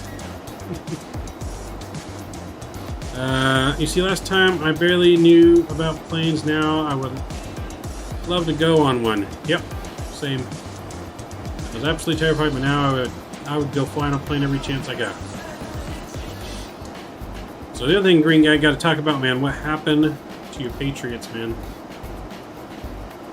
We want to talk about some football here for a second. What happened to the Patriots, my friend? Well, I don't have much room to talk either. My Colts freaking choked. They lost to the fucking clown town. Now you're addicted? Yeah, now I'm addicted to flying. Absolutely addicted. You're fishing? Yeah. No, I'm not a big fan of fish. So let's get that out there. I do not like fish. I don't really eat fish. Fish kind of gross me out. But the experience was fun. Like, I've never gone that far out on the ocean. Never been fishing like that before. I fished in a lake when I was a kid. Caught nothing but seaweed. So the experience was fun. Would it be something I would ever just go again for no reason? No. Because I wasn't that big of a fan, but it was something nice to experience doing, you know, once. Yeah, our defense was bad. Yeah. Yeah, now my Colts had the playoffs made, and then they lost their last 2 games to some of the 2 worst teams in the league. I can't believe we lost to Jacksonville as badly as we lost, man. I mean, did you guys watch the games this past weekend, though? You guys catch that Kansas City game? The end of that Kansas City game, man, that was absolutely insane. The last 2 minutes of the game, the lead changed like 5 times. There was like 30-something points scored in the last 2 minutes of the game. Absolutely incredible. You know, then you had the 49ers beat the Packers. I don't know what happened to the Packers, man. The Packers blew it. The Packers were supposed to be in the Super Bowl this year. You know, Aaron Rodgers was supposed to be MVP. And they just absolutely blew it. You know, then you got the Rams against Tom Brady. Tom Brady almost did his thing again, coming back. You know, I even told myself this, like I was kind of watching the score because I was streaming at the same time the Ram game was on. So I didn't really get to watch it, but I was kind of watching the score, and I saw at halftime, like, all the Rams got this huge lead at halftime. I was like, okay, well, that doesn't mean nothing. Brady's just, that's what happens when Brady's in the playoffs. He gets down big, and then all of a sudden he just comes back and wins somehow. Every single time. And of course, he almost did it again, because the Rams almost choked. I don't know how the Rams blew that kind of lead, but I mean, it just seems like that's just what happens every time you play Brady. He doesn't do good until he's way behind. And he's just like, I don't know. The man's a robot. I think when we find out when he eventually dies, they're going to show that he's a robot.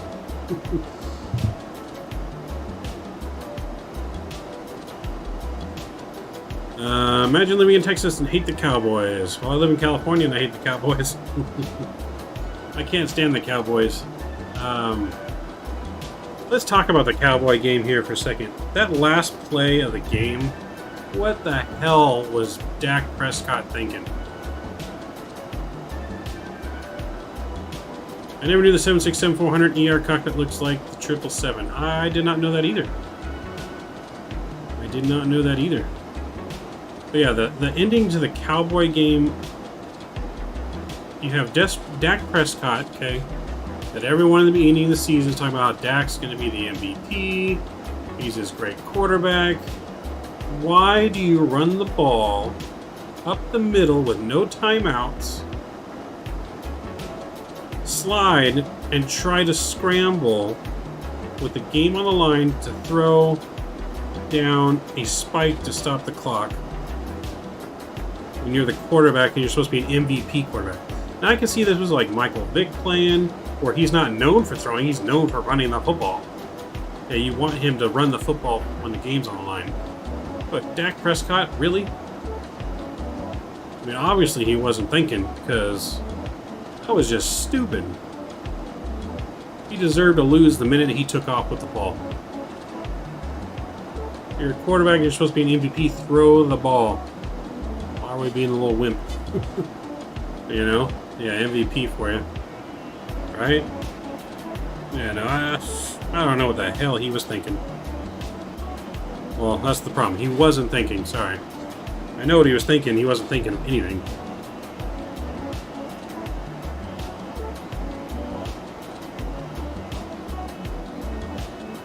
So, but yeah, all the games are good. Bengals, I mean, all the games came down till the very end.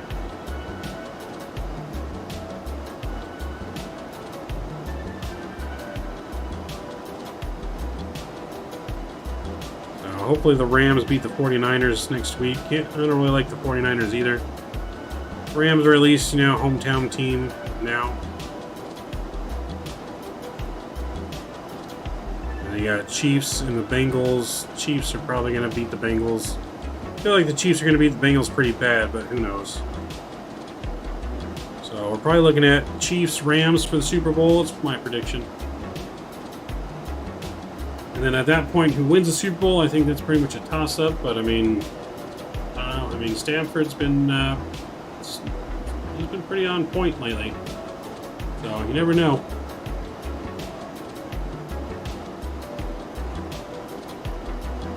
I've been keeping up with a lot of sports now that me and my buddy have started a sports podcast. We've kind of been on hiatus since the holidays.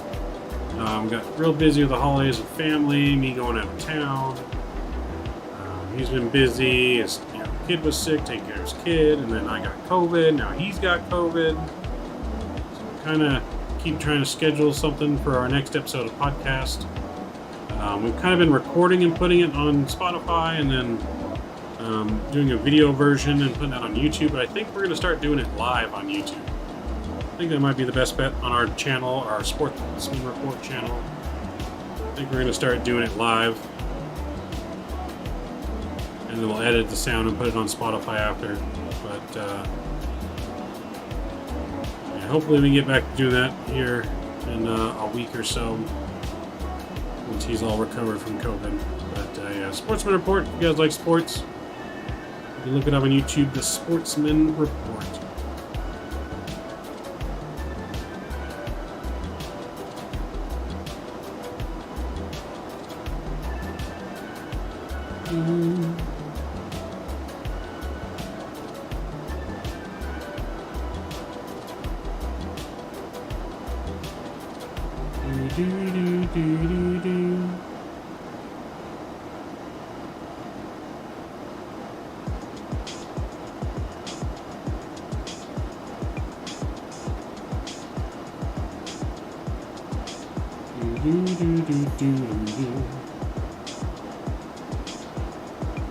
All this COVID stuff reminds me of the swine flu from way back when. Yeah, kinda. It was a while ago, but yeah. You can see that.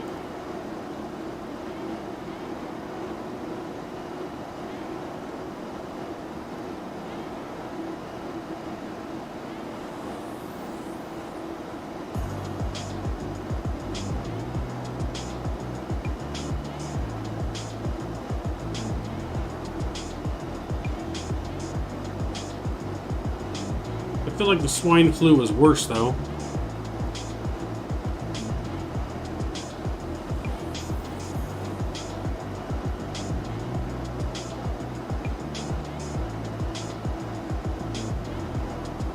Yeah, so yeah, if you guys like sports, so just check out the podcast. You can even do exclamation point podcast in chat if you want the link to the YouTube channel for that. I'm gonna get that going. Like I said, again in a week or two. About all kinds of sports. Any of you guys hockey fans? You guys like ice hockey? I dabble in ice hockey a little bit. I like, my team is the Colorado Avalanche, which they're looking pretty good this year. They're on top of the conference currently. Started off kind of slow, but they've really been on fire lately. Quintessa, hey, how you doing? Welcome aboard. Glad to have you. Glad to see you on this lovely Tuesday night. Hopefully all is well for you, Quintessa. Hopefully I'm saying your name correctly. I'm horrible with names. But glad to have you aboard. We're here and just enjoying our flight to Lisbon. So, right over water, nothing much to see currently. Just lots and lots of water. We got roughly an hour till we're on the ground in Portugal, so we'll still be cruising here for about another 30 minutes before we start our descent. Nobody talks about hockey hardly anymore. Yeah, no, I like a good hockey game. There's constant action hockey. I love going to hockey games more than I like watching them on TV. But I'll still watch a good hockey game on TV every now and then.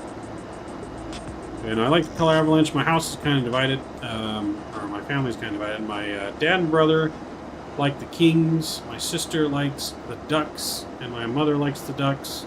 And I'm kind of the only one, odd man out, likes the Colorado Avalanche. So, I'm kind of way out there in left field, but I was a big Patrick Waugh fan back in the day, which is what got me liking Colorado. Big Patrick Waugh goalie fan. back in, you know, Patrick Waugh, Joe Sackett, Peter Forsberg, back in that day. My name is pronounced absolutely 1,000,000% correct. I'm glad that I got that right. And a little proud of myself, actually, that I got that right. Because I am horrible, horrible with names.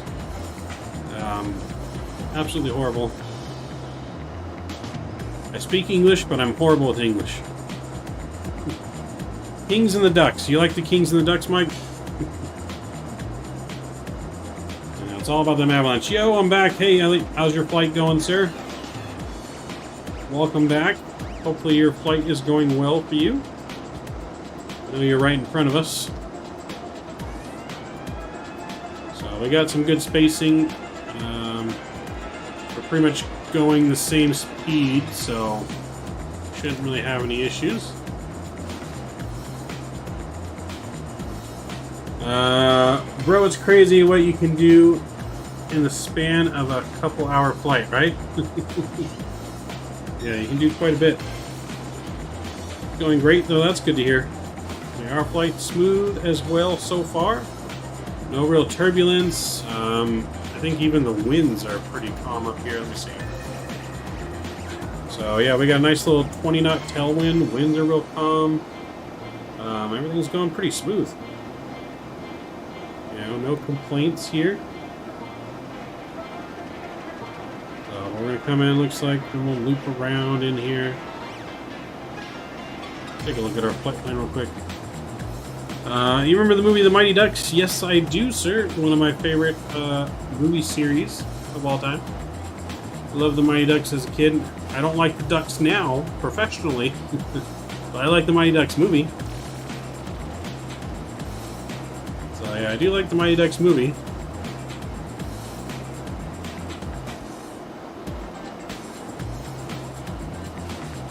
So I'm gonna delete the hold here.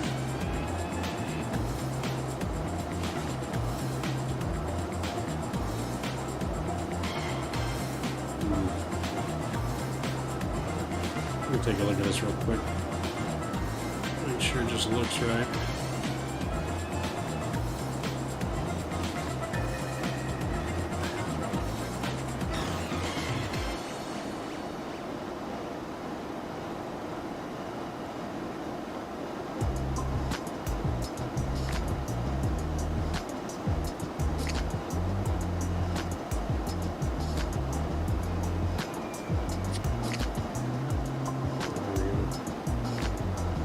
That's better. Okay, that looks good now. Just look a little funky. Want to fix that real quick. So yeah, I love the Mighty Ducks. Remember that. Walk around the house and clean up. What did you get rid of? So on our route, I got rid of. There was a hold.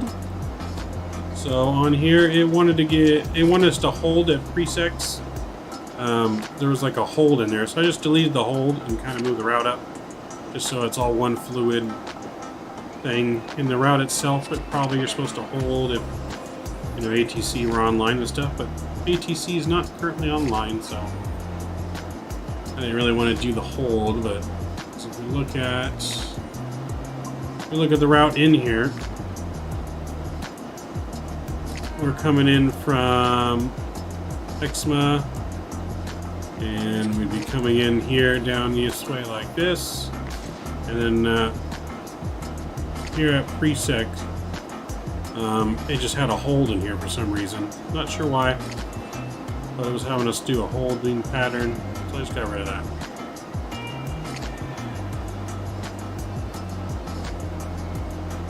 So you just might want to look at yours, see if it says hold right here next to this. If it has two of these and one says hold, you just might want to just clear that up a little bit.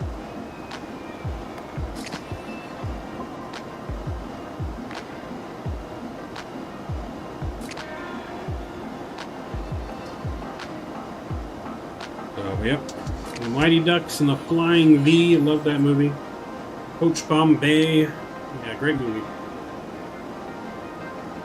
So here's a fun fact. So in high school, I had a baseball coach, right? And his brother-in-law was the trainer for the Ducks when they won the Stanley Cup.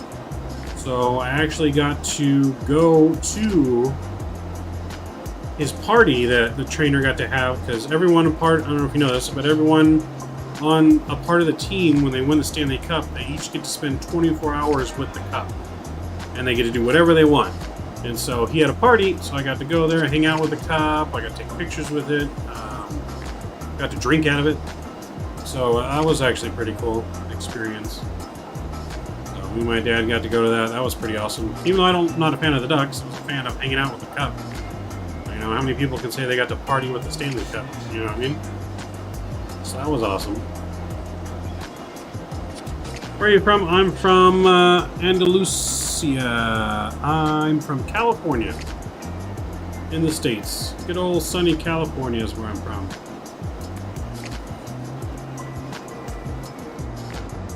Yeah, good old California. From America, that would be where I reside from.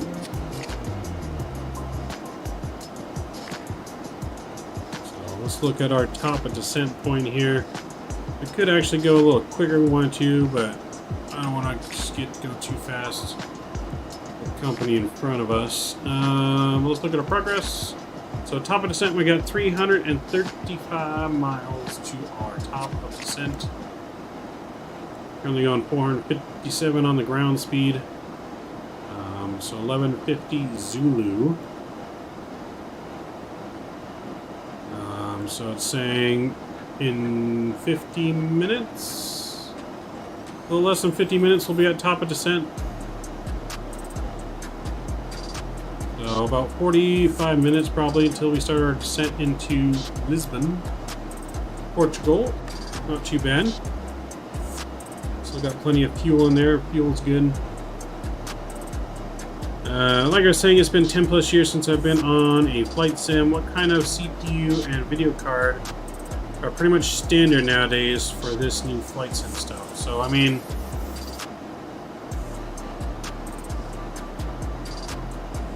what do you have? What do you have right now, Mike? What kind of GPU do you have? Because I would say i7. I would say you want at least an i7, like 800 or higher. And I would say you at least want a 20 series GPU or higher. You know, obviously a lot of the big flight simmers that do this for a living and stuff, they have the 30 series, the brand new GPU. You know, they got the i9 1000K, and like the highest stuff that's out there. But for me, I don't think I'll be getting a 30 series GPU.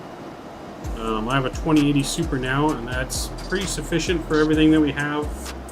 I mean, I guess the real test will be how well they optimize X-Plane 12 when that comes out, and how well my performance is on there. As long as the performance stays the same what it is now, I probably won't upgrade my GPU until, say, like the new 40 series comes out, once they bring that to market.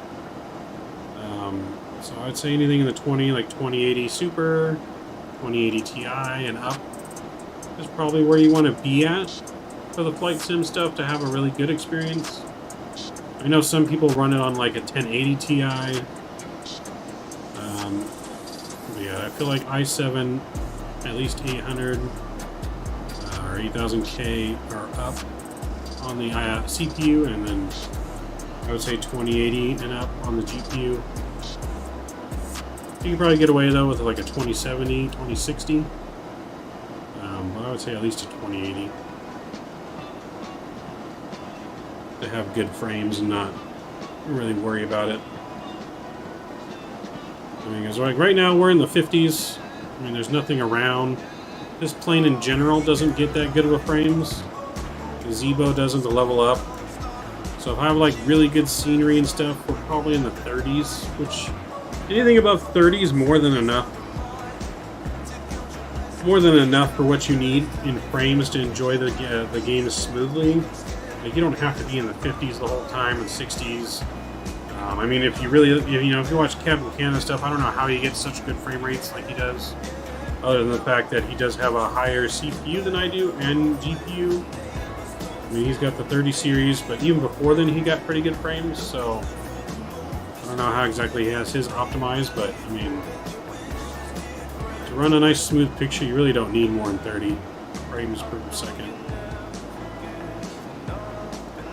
I'm currently on Newegg and Amazon getting all my computer parts together right now, so I'm just seeing what you recommend.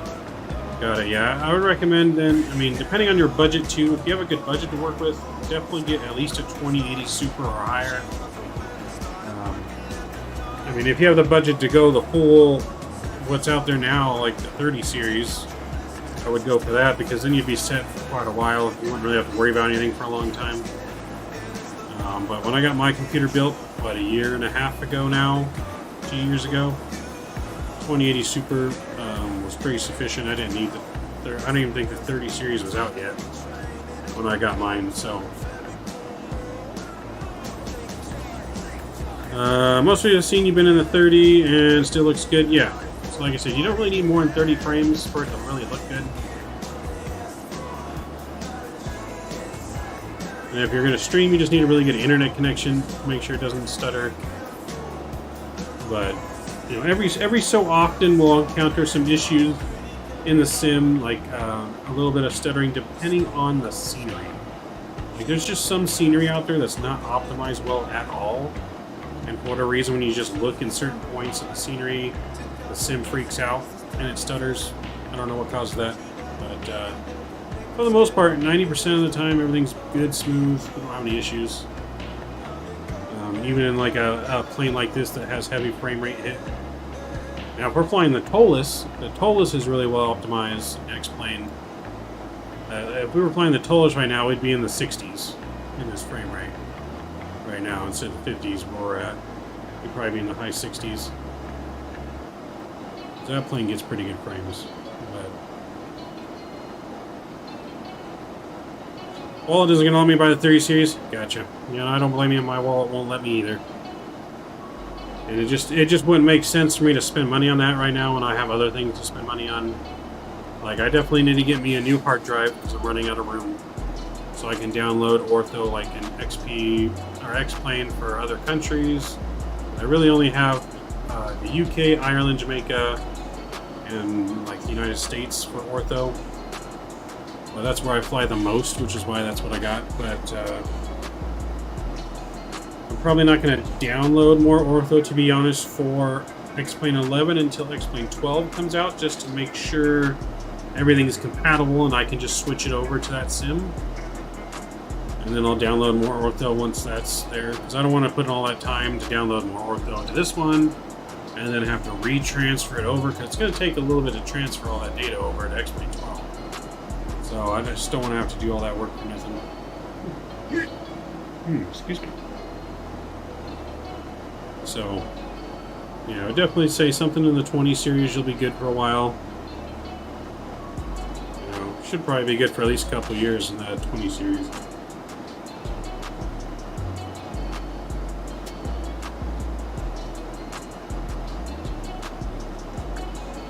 Maybe even longer than a couple of years. So yeah, 2080 Super, 2080 Ti will probably be your best bang for your buck. And then I have an i7 10900K, I think. In my specs that I put in here, I don't even remember now. Yeah, I got the i7 10700K. I was gonna get an i9, but didn't really need it with how much it cost between this and that. Quintessa, I did not. Oh, okay, I see it now. I don't, unfortunately, I don't read or speak Spanish, unfortunately. So I'm not exactly sure what you said. Un poquito español, not very good. I know my high school Spanish, and that's about it.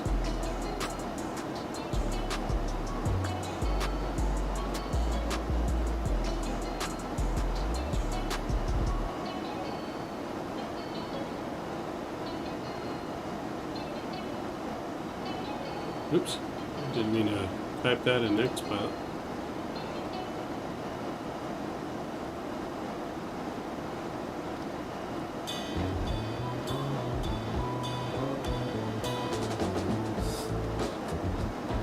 I don't know how to type.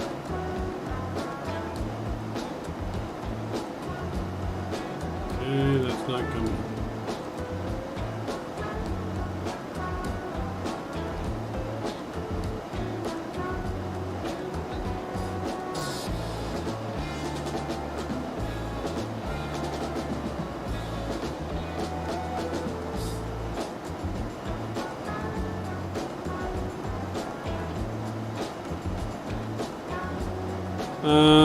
Okay, so your comment said Spain is my sovereign nation and Andalusia is the region of the Kingdom of Spain. Got it.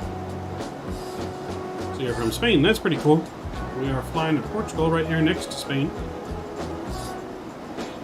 So yeah, try and keep it English in chat as much as possible. Like I said, I don't really speak other languages. I understand a tiny bit of Spanish, not a whole lot. So I take X-Plane has stepped up the game from when they first came out. Yes, it has. X-Plane 11 is far better than X-Plane 9 or 10. So yeah, it's way better than what it used to be. I've always been big in AMD because the overclocking powers of AMD. Gotcha. Yeah, I'm not too familiar with AMD. I mean, you can overclock Intel as well. It's just I don't even know too much about overclocking, so I really don't mess with my overclock. I think I have my GPU and CPU I think overclocked a little bit, but overclocking kind of scares me a little bit. I didn't want to break my brand new computer that I bought. I mean, it's my first one that I bought like this. I put it together myself. You know, I learned how to put it together, and it cost me so much money that performance-wise I really didn't need to overclock it, and I just, if it were to break, it'd be very hard for me to replace right now. You know, $3,000 is very expensive for me. You know, she's my baby, so I baby her.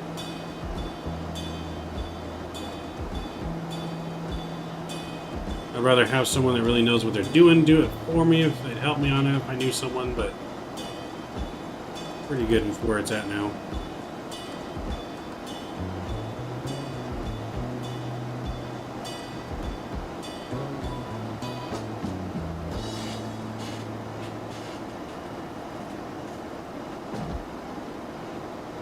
So I got the Intel and I got an MSI GeForce RTX 2080 Super.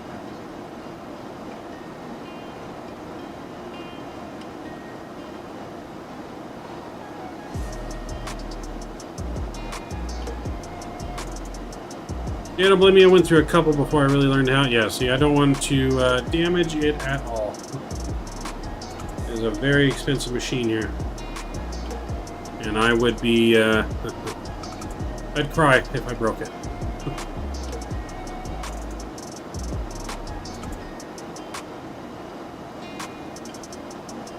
I understand it. Do you know what a biblioteca is? A library, I believe is what a biblioteca is, right? That means library in Spanish, I think.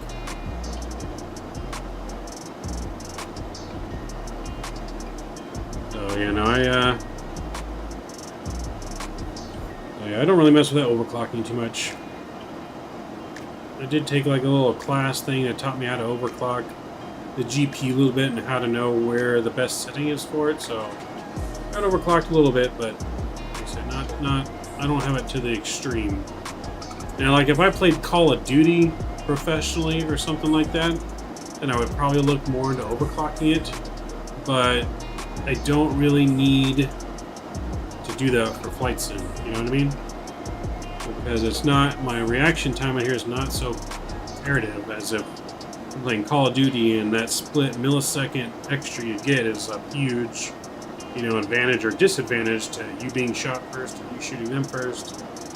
So that'd be a whole different story.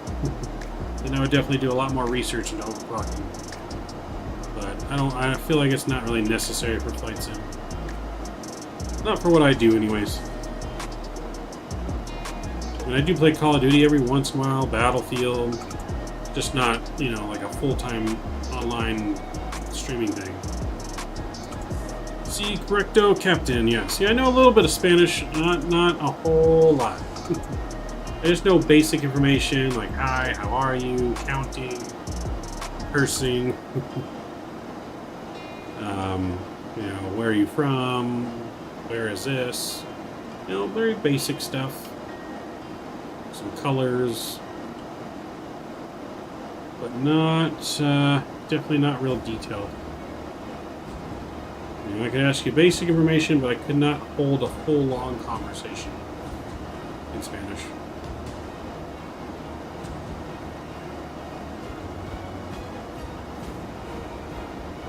Alright, so we're looking good here. Just gonna go back to the wing view here now that we got some clouds to look out outside the window instead of just water. We're still over the Atlantic.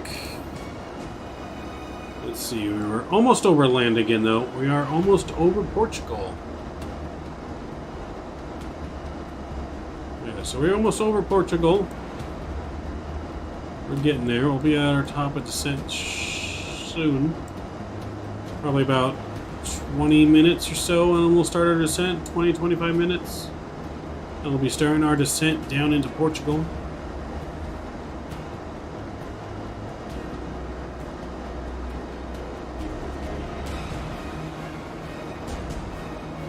Looks like we should be into Portugal a little bit early because our passengers are expecting our arrival in 1 hour and 2 minutes, but we should be on the ground in about 45 minutes. So we may be about 15 minutes early, so I'm sure our passengers will be happy to hear that. Passengers will be very pleased. And then again, just make sure to, if you guys not already smash that thumbs up button for me, we do that. We're going for 30 likes, hopefully now. We already passed our 15 like mark. See if we can get closer to 20, maybe 30. What we have here in South Texas, they call improper Spanish. Yeah, you guys are close to the Mexican border there, so I can see that. How did you get that view? I can't get it. It's from X Camera, Ellie. So X Camera here is where I create all of my views that you have saved here. And basically you just move around the aircraft with the regular like you know, camera controls like this, you know, moving around, and then pick a spot, you pick camera, add new camera, and then save it. And then you assign, in the options you can assign these numbers to different keys. And so, you know, then I can go and just use my keyboard click. Uh-oh. Autopilot came up. We bumped the controls. Uh-oh. Careful. But yeah, I used X Camera to create all my views. When I first visited the U.S., I keep hearing llama, and yet it's spelled llama, which is pronounced in Spanish as llama. Yeah, English, at least what they told me in school when I was taking Spanish class, apparently Spanish is supposed to be the easiest language in the world to learn, and English is apparently the hardest. To me, I don't get that because I've always spoke English. You know, to me, I feel like learning Chinese or Japanese would be the hardest, because I feel like they're not even pronouncing words, it's just like a bunch of different sounds. But you know, that's just what I think. But what's your my favorite camera position, Ellie? I mean, it's probably the wing view here, but I do like over the wing too. But I like looking at the engine. We got the outside engine view, the inside window view. Probably my favorite. But I like a lot of views. I mean, I like going outside too, looking at the whole plane fly, the contrails.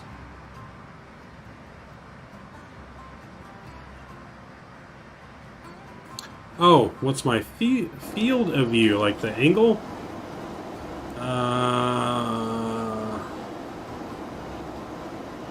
Let me see if I can remember what my field of view is. I don't exactly remember. It's in the actual X-plane settings. I'd have to take a look at that once we are on the ground. I don't want to pause and make anything crash while we're up in the air. So I'll have to look at that, what my field of view is. I want to say 60, but I could be wrong. Yeah, it's in the regular settings. It could be 60, I think. But I could be wrong on that. I'll have to look when you get on the ground. Those are some tall cloud tops, right? You got some high clouds going on. So we're at 36,000 feet, so these are probably at like 33,000 feet. So yeah, I got some high clouds going on. Yeah, I want to say field of view is 60. I could be wrong, but yeah, I'll take a look for you as soon as we're on the ground and once we've landed and parked at the gate. Before we do the replay, I'll take a look.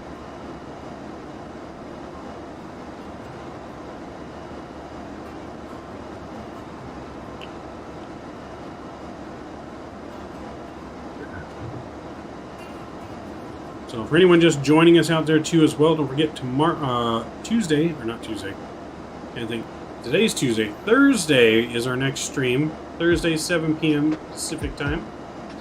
We'll be flying in Europe again. And should be testing out for the first time our TCA yoke and doing a giveaway.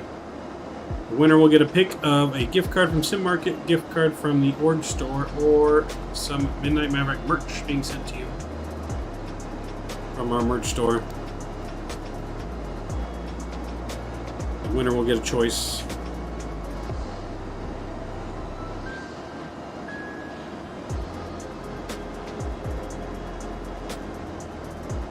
You going for a 3 for 3 on the landings? Is that what we're talking about? We're definitely going for a 3 for 3. We want another greaser. We definitely want another butter on this one, but we are, keep in mind, we are flying Ryanair. So if we don't get a butter, then it's completely Ryanair's fault. So we are flying Ryanair, so keep that in mind, but we are going for a butter. We're going to see if we can go 3 for 3. Last two were complete butters.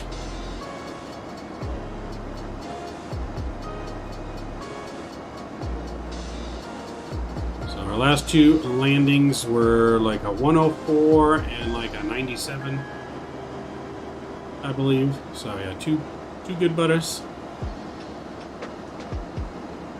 which is good because in the Captain AB of Vatsim event, we smashed it down on that one. That was like a minus 400.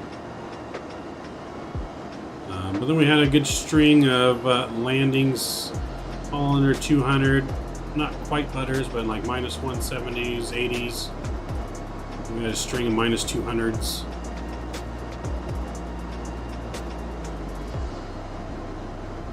Anyone guess what our best landing that we've ever had was? What was our best landing that we've ever had?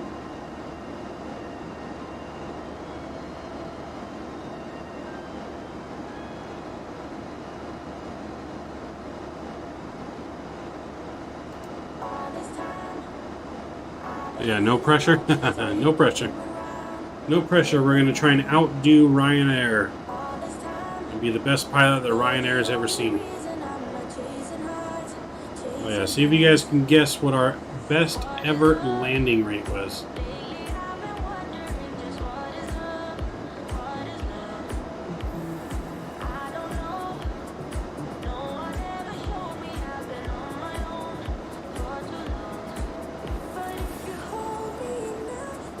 See if you guys can guess our top two landing rates, maybe.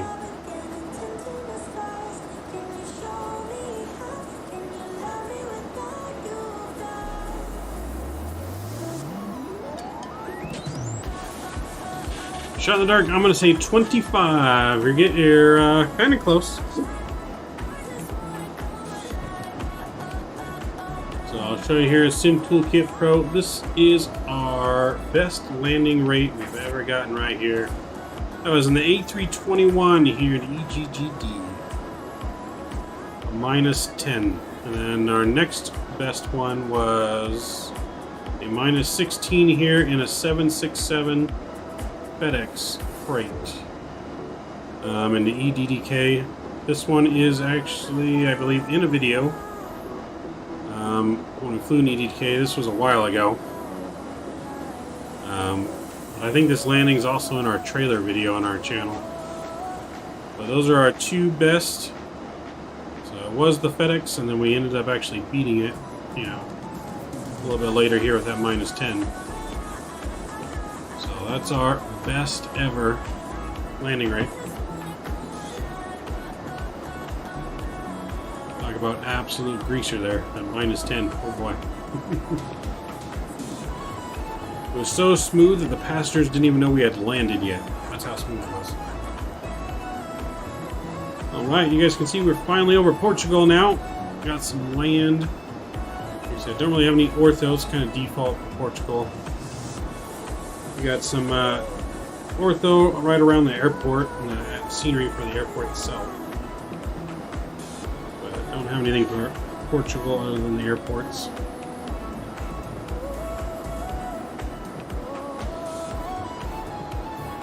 Let's check on top of descent here, because we should be getting somewhat close. Alright, so we're under 160 miles now. That's our top of descent right there. Marker, 145 miles away. It's saying 11:49 Zulu. 11:29 now, so it's saying exactly 20 minutes. 20 minutes we'll be at our top of descent marker. And on our way down into Portugal. So let's start pre-planning a little bit of stuff here. Let's take a look at the airport in Portugal. So we're landing runway 3 here. Let's actually check the weather too, make sure weather hasn't shifted.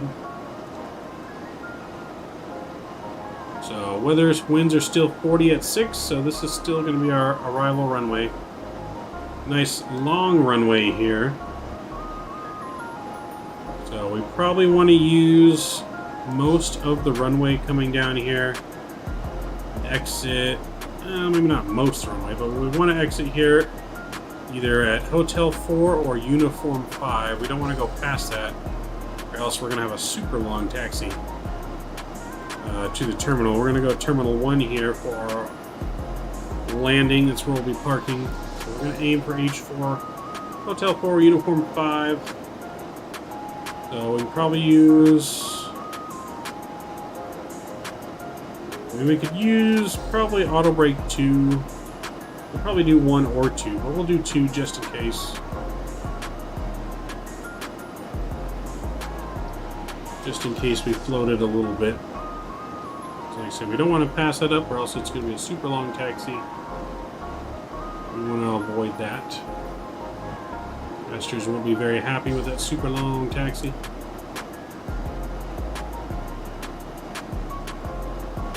We can get our ILS information put in now. So this is our ILS page here. So we need to put a course in of 26. Our localizer is going to be 109.1. And our minimums are going to be 430 on the minimums. So let's put that all in here. So the course was 26. So we'll put a course of 26 in there. On the our first officer side 2. Let's put our LS heading in here. It's going to be 109.1. 109.1. 109.10. And our minimums we'll put in, we said were 430. We'll change that to Barrow, and let's go 430 here.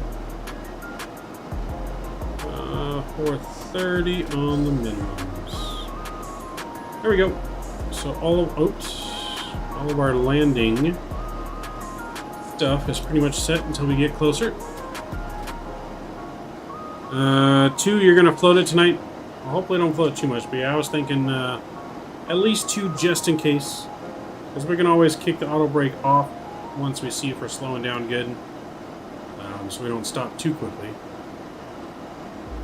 But yeah, I'm going with auto brake 2 tonight. 430 is our minimums. And we're looking good. So got 15 minutes, top of descent here. Not too bad.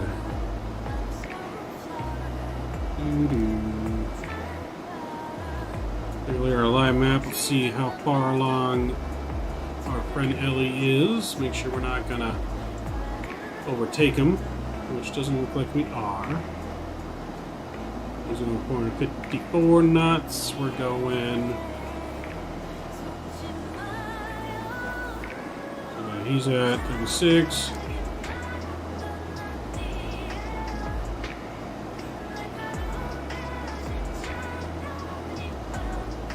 So yeah, we should be looking good.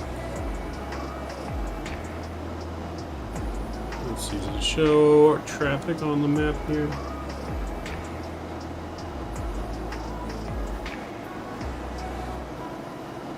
No, it's not showing any traffic for whatever reason.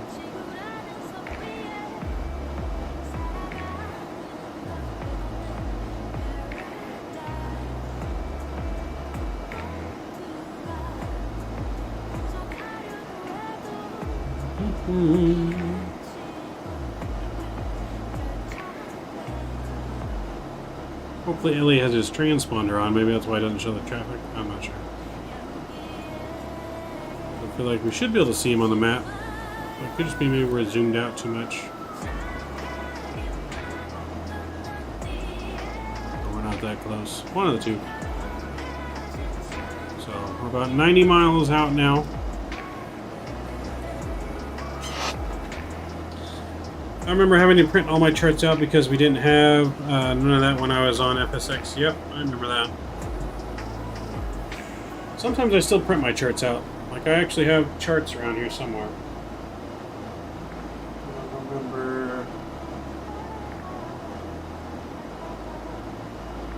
I don't remember where I put them, but I actually made some booklets of, like, charts of the places I was going, and I liked being able to... I still like being able to look at the charts, like, in person. But Navigraph works good too.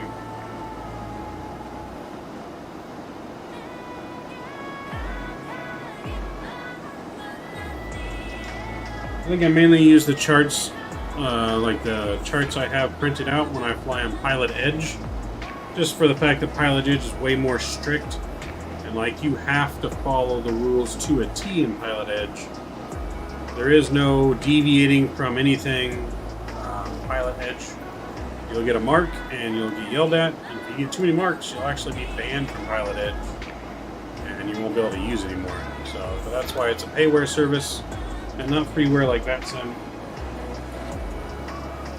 But when I want that extra notch of realism, I do like flying in Pilot Edge.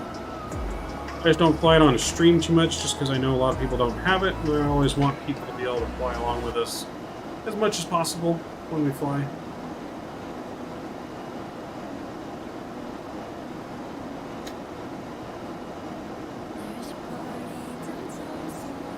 But every so often I'll fly on there still.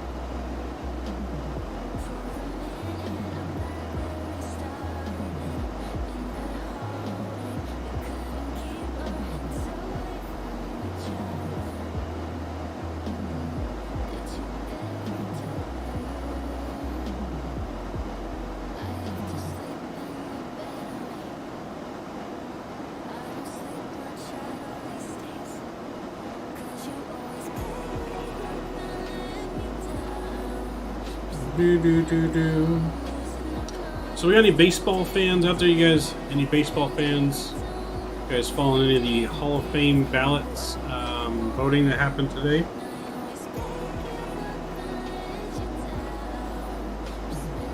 Got Barry Bonds was not let into Hall of Fame today, which I'm pretty happy about. Actually, I'm not a Barry Bonds fan whatsoever. I am very happy though that Big Papi got voted in. Big fan of Big Papi. But I'm perfectly fine with Barry Bonds not getting elected because I just can't stand the guy. You know, just from his controversy in baseball, and I feel like I don't know, he just rubs me the wrong way. Like, I feel like he's a horrible person outside of baseball. Just his whole demeanor, his attitude towards everyone and fans. I feel like outside of baseball, he's probably just a horrible person. Obviously, I don't know him personally, but that's just the vibe he gives off. You know, I don't know. I feel like if he was better outside and better for the community, giving back to the community more, if I've seen more of that, maybe I wouldn't mind him being in the Hall of Fame so much, but I'm kind of glad he didn't make it. Just my personal opinion on that, though. Everyone's entitled to their opinion.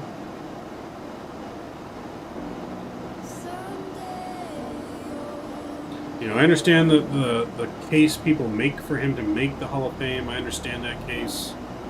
You know, he did have great numbers, whether it was steroids or not steroids, but just with that controversy mixed with just how he acts. I'm sorry. Won't lose any sleep over that. But I am kind of bummed that Curt Schilling did not make it. I feel like Curt Schilling definitely deserved to be in the Hall of Fame.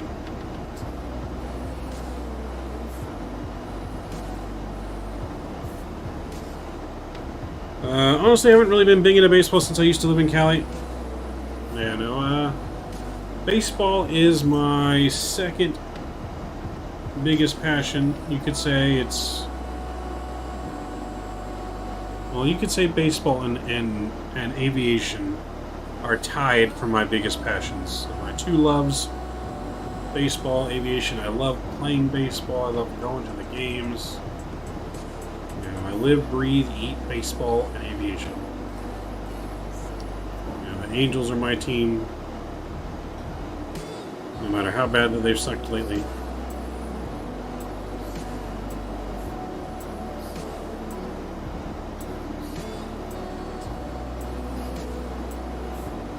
Mario, Jose Canseco, Ricky Henderson, that's how long it's been for me. That's a long time ago. It is a long time, Mr. Mike, but I do remember Big Mac and in those days. I do remember that. I was only, I don't know, what was I, like 8, 7, 8, 9, something like that. Back in those days. But I do remember liking Mark McGuire and, you know, trying to be like Mark.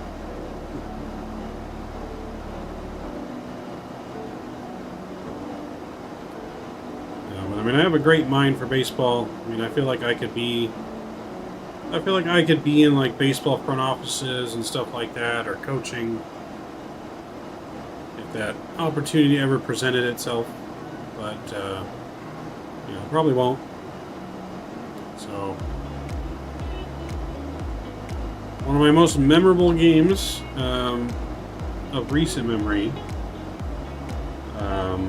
Ooh, you're originally from Oakland. I don't like the Oakland A's. We don't speak about Oakland. I don't like the A's. Don't like the Raiders. I'm not really a fan of anything from Oakland. But yeah, one of the best games I ever went to. So I don't know if you remember this. Albert Pujols, when he hit his 600th home run, it was a grand slam home run.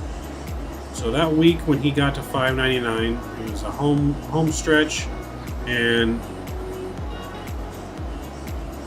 I'll tune in before touchdown. I'm getting ready for my descent. All right, enjoy your descent, Ellie. We're almost ready for our descent as well. We got 40 miles to our descent. But yeah, so that week he was at $5.99. I went to every home game that week in anticipation of trying to be there for his 600th home run. So I was actually in the section where he hit it, and I remember there seeing it. The ball almost looked like it was going to go foul.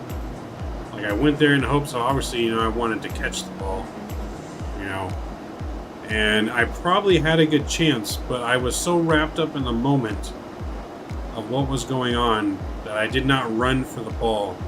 I mean, there was food flying everywhere. People were coming at us, scrumming on the floor for it.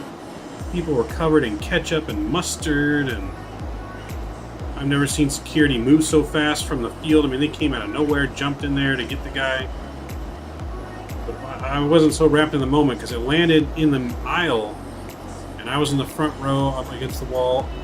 I could have ran to that spot and tried to get it, but I was just so wrapped up in the moment, and like I said, at first it looked like I was going to go foul. It was so like surreal that I didn't even realize what was happening until it happened.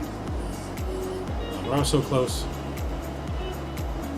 But now I'm forever etched in the memories, though, because if you really slow down the replay film that they show at Angel Stadium and everything for that moment, I'm on the video. I can see myself. So that's pretty cool to be a part of that history forever. One of the better games I've gone to. Alright, we're going to go ahead and lower our descent here. So we're going to go down to, looks like about 4,000. So I'm going to plug that in here. So our plane will automatically start descending once it gets down there. Let's look at our altitude restrictions.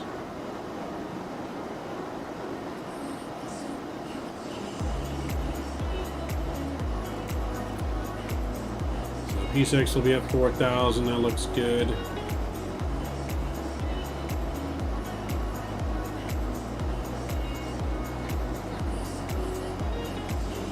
And I've been there for a lot of great Angel stuff. Back when we had tour. Lisbon traffic, Ryanair 7140 is going to be sending from flight level 360, exam 8 Alpha arrival. Expecting ILS 3 approach, Lisbon.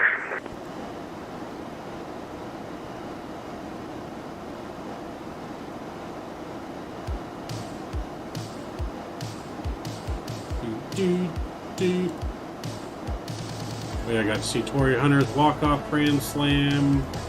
Seen quite a few walk-offs, actually.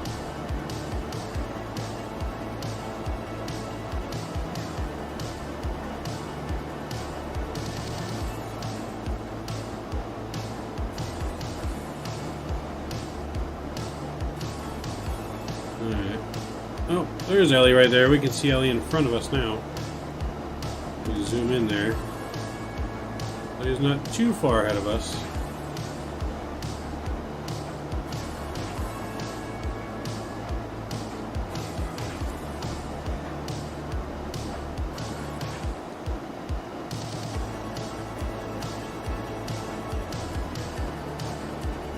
Man, lots of good Angel memories, man. Nothing beats going to a ball game. So I remember once for an Angel game, I won a contest, right? So there's this thing, go to the stadium. Didn't even really realize what I was entering into. Just wanted to drive a Camaro, but they had Chevy was there before the game. They had a little test course in the parking lot. So I test drove the Camaro. Found out, I think it might have been even next season. Chevy called me. I guess I won a raffle. I was one of 8 people. I won a raffle to be able to enter in to win a free Chevy Camaro. So basically, the Chevy picked me and 8 of my friends up in a Chevy Suburban. They picked us up wherever I wanted to be picked up at. Drove to the game. We got front row seats in the field box on the field right next to the dugout. And then they drove us home. Then we got to go back on Fan Appreciation Day to actually go on the field, be able to enter into the raffle to win the car. Obviously, unfortunately, I didn't win, but that was pretty cool. That day when we went, when we sat in those seats, I have it on video where so my best friend's name's Ricky, right? And people always mistake him for like a celebrity. So on live TV, they thought my friend was Tayo Cruz, rapper. And they were talking about him. I was like, oh yeah, we saw him, Tayo, walking in the stadium with them shades on. So that was pretty funny. Because on a totally separate, unrelated thing, went to Colorado one time. Hold on, let me just announce we're descending here. Lisbon traffic, Ryanair 7138, descending X-9 Charlie arrival, expecting ILS 3, Lisbon traffic. So on a totally unrelated thing, I used to umpire baseball, softball, and so I got invited to go to do like softball, Little League World Series type travel ball World Series thing in Colorado. And so my friend Ricky, we drove together, he went and stayed with me, and went with me. I was there for a week. But so basically when he was sitting there, because he's kind of sitting by himself, like watching me umpire games and stuff, all the games are going on, all the girls on the softball teams thought he was Usher. Like, they thought he was all Usher. People were, like, afraid to approach him. And eventually, like, some moms come say, hey, my daughter thinks you're Usher. Are you Usher? And of course, obviously, you know, he's not Usher, but like, all the teams were, like, taking pictures of him and, like, posting on their stuff, like, hey, Usher went to my softball game. So that was pretty fun. He loved that, getting all the attention. That's one heck of a best friend. Yeah, I've known him forever, since T-ball. Been friends ever since T-ball. Played T-ball together, you know, Little League, flag football. So we've known each other for a long time, like 25 years, something like that. So yeah, no, always good times. Yeah, he's in the Army now. He's up stationed in Carson, Nevada. He's an Army recruiter now. But he was Army Airborne, not Ranger, but Airborne infantry guy. Now he's worked his way into recruiting.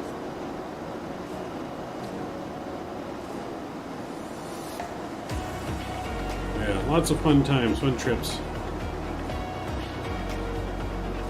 Yeah, because he offered to go with me because I didn't have the most reliable car at the time. He had a better car. So we drove all the way to Colorado. It took us like 20 hours to get there.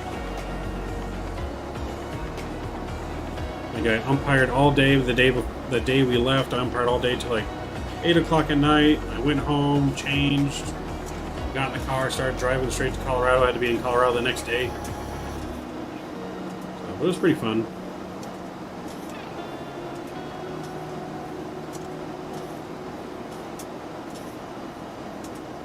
I was infantry in the Gulf War. Nice. Appreciate your service. And thank you for your service to the country, Mr. Mike. That's pretty awesome. Were you in the Army, or what branch were you in? I have quite a few best friends that were in the military. My best friend Michelle, she's currently still in the Navy. She is now a chief petty officer, I believe, in the Navy. Chief? Yeah, she just made chief.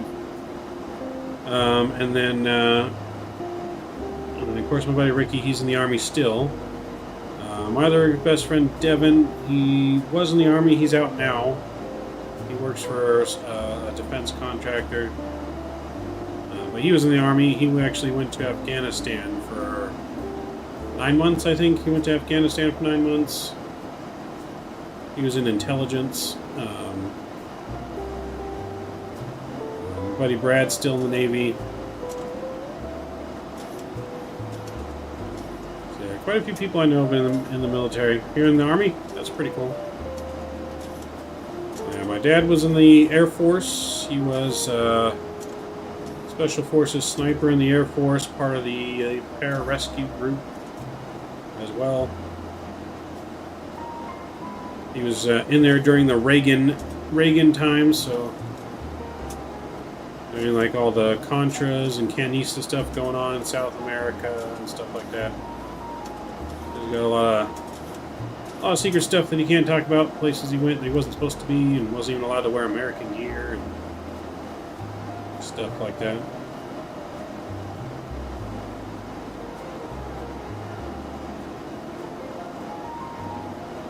And my grandpa was in the military at one point. I think he was Air Force 2. I don't remember how long he was in, but then he worked for Pan Am.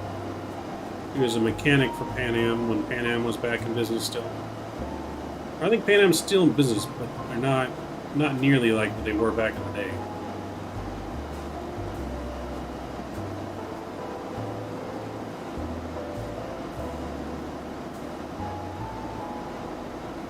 That's awesome. But he has some stories. He does have some stories. He's got lots of crazy military stories of not even just like the missions, but just normal like stories of getting in trouble with his buddies and going to Germany and stuff like that.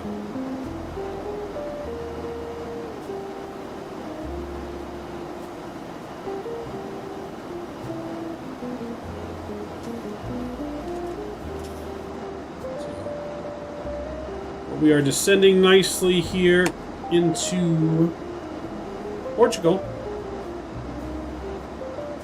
Pan Am used to be big. Yeah, it used to be one of the biggest airlines out there. Pan Am's one of them OGs, you know.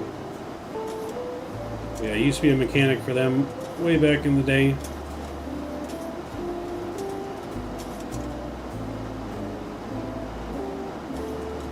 They went from being a mechanic for them, and then him and my grandma opened up and owned their own restaurant called Jack and Jill's. And they did that for a while, and then they eventually sold it. And then in their older ages, he went to be like a general manager at Del Taco. Him and my grandma both were managers at Del Taco. I always loved when they were managers there when I was little because I'd always get free food. This life outside of service, yeah. So yeah, I used to work at Del Taco. They used to come home. They always like make me custom food and stuff that wasn't even on the menu. Bring me home food whenever he came home from work. So that was pretty cool.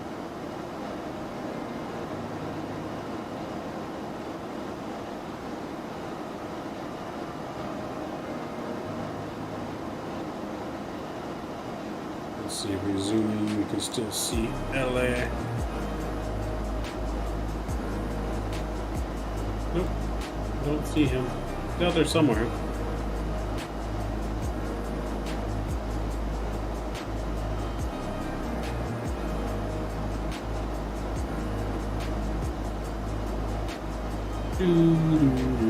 Let's see. Passengers expect us to be on the ground in 25 minutes. We should be on the ground a little bit before that, so we will be a little early into Portugal today.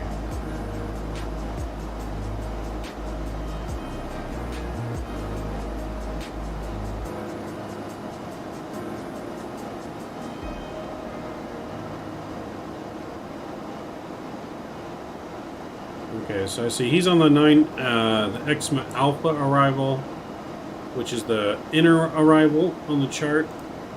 I'll show you guys here. So he's on the inner arrival here. Hell he is. It's flying with us coming in. And we're on this outer arrival. So that should help too with some spacing. So that'll help keep us a little bit more further apart. So we don't catch up to each other, I think. He's going, yeah, so that should help with some spacing.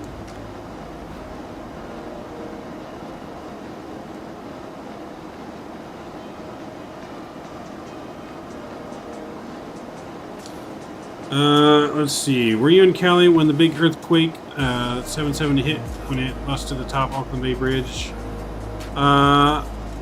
What year was that in? I don't think I was alive, but if I was, I think I was a really small kid. Because I was born in 91. I don't remember the year that earthquake was. But I wasn't born until 91. I feel like it was either right around that or right before it. I could be wrong. Might have been after that.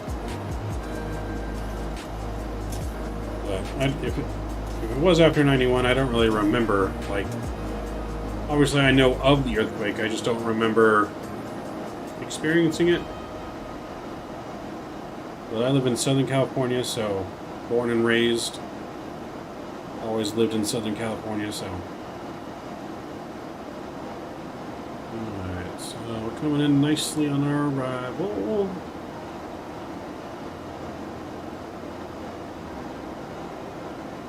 So, if you guys haven't already, make sure you smash that thumbs up button for me at 19 likes. See if we can get to 20 likes before we get on the ground. Let's get our auto brakes set. Before we forget, we're going to go auto brakes 2. All that looks good. Seatbelt signs are on. And we're looking good.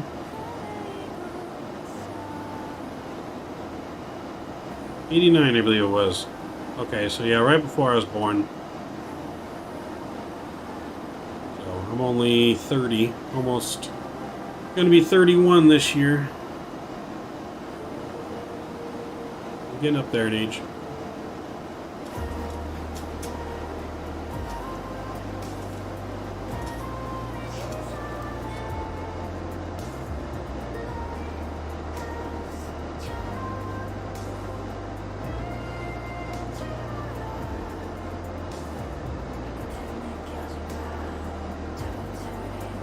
When you think about aviation, man, it's so amazing how these planes, as heavy as these planes are, how they're able to fly and float through the air like they do.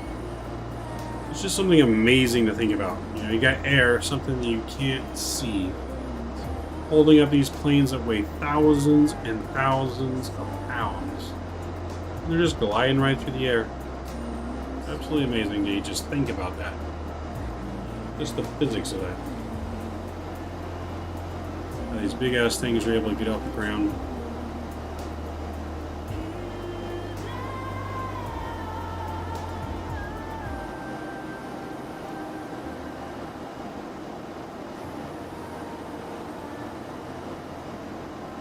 So yeah, it's just really cool to think about that. Really amazing.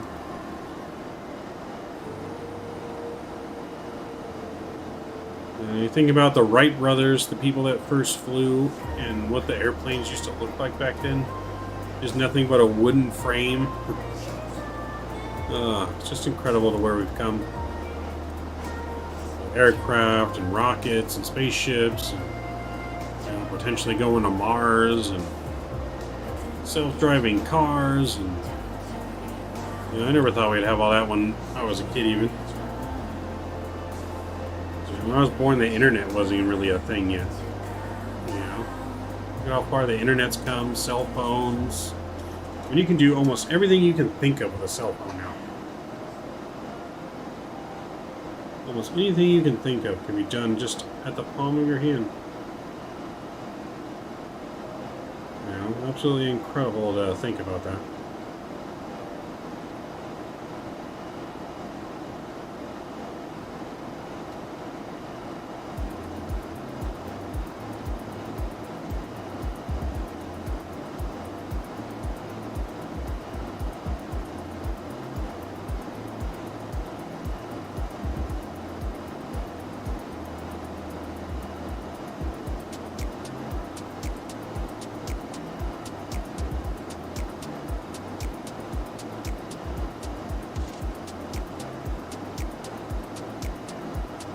Grandparents are from San Diego, and they still live in San Diego. Grandfather was a Southwest captain out of San Diego. Nice.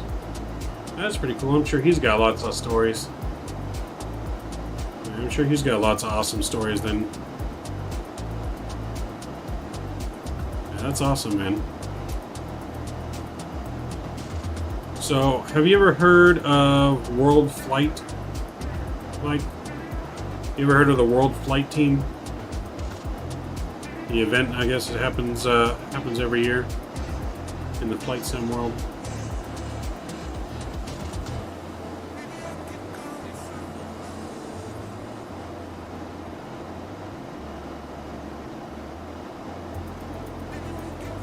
I remember my first cell phone. I'm 43, so imagine that.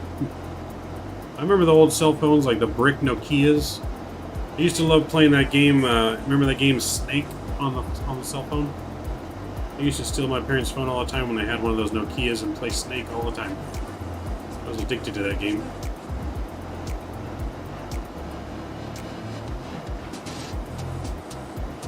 Yeah, so you know what World Flight is?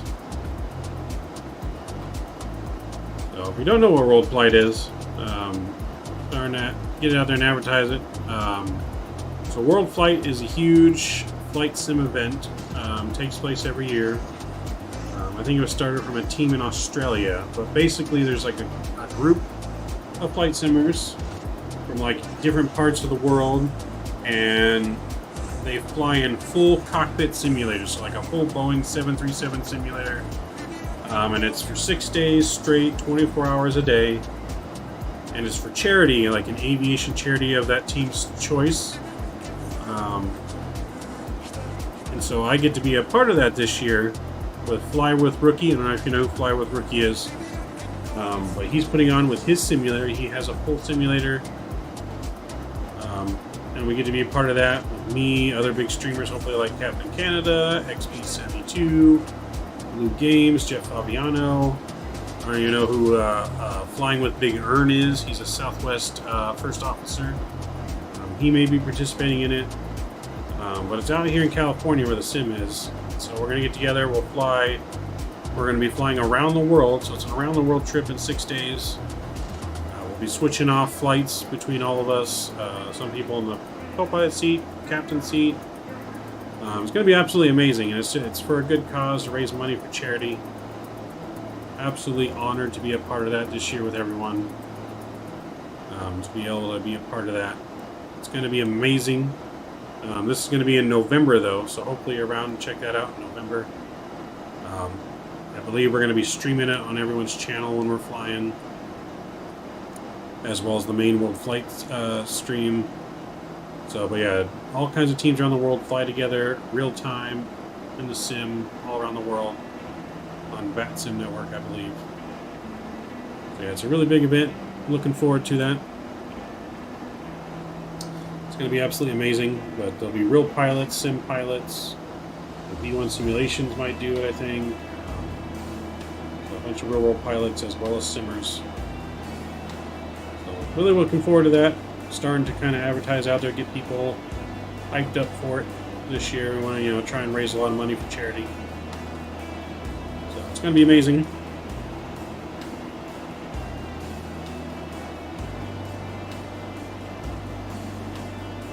So we got that to look forward to this year. Hopefully we have another expo this year. Nothing's been announced yet, so I mean it's kind of on the fence. I'd say we're at a 50-50 chance right now whether we're going to have an expo this year. But hopefully we do. Really looking forward to another one. Ladies and gentlemen, the flight crew has turned on the fasten seatbelt sign. Please return to your seats and fasten your seatbelts. Alright, we're approaching 10,000 feet here, well on our way down into Portugal. So we're going to come out, swing out over the ocean here, and then we'll turn him back in, airport, right over there. What charity is it for? I believe we don't have our charity set yet, or we're still waiting to confirm the charity, but I believe it's going to be that, God, what is it called? The Orb Flying Hospital or something like that. Charity? God, I can't remember the name of it. I don't want to say the wrong thing. I'll have to update you that on our next meeting.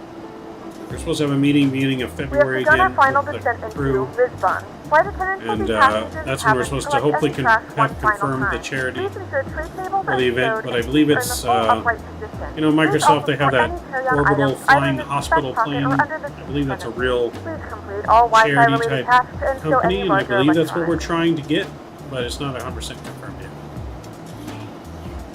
So it's all based on the charity has to accept us raising money for them in the event and be on board. So well, that is what we're trying to get. It is something along those lines.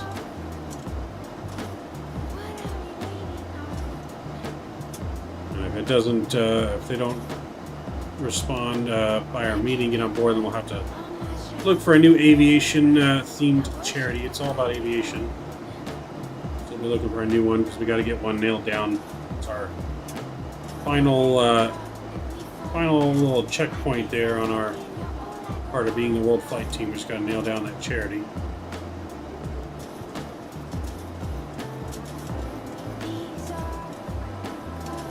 I'll keep you updated, Mike. No problem. So it'll be all on Discord and stuff too. Because I saw you join Discord. And I'll be keeping everyone updated as I get more news. So, yep, 10,000 feet. Let's get landing lights back on here. Get all of our taxi strobes, runway turn off lights, all that's back on. Seatbelt signs are on. Let's get our altimeter for... I'm going to go and get the music off for our approach here so we can focus. Let's get our altimeter. Alright, altimeter for Lisbon is going to be 1025. So we're going to go ahead and pre-program that in here. 1025. Alright, so as soon as we switch over, I'll be correct on 1025. Our ILS information is correct. Let's just double check that. So ILS information is 1091, 1091. Course 26, minimums of 430 are in there. And we're looking good. So as we start making our left turn, I'll go ahead and arm the localizer for capture. Alright, landing lights are on. Let's go bring in flaps 1 out here. We'll slow us down a little bit.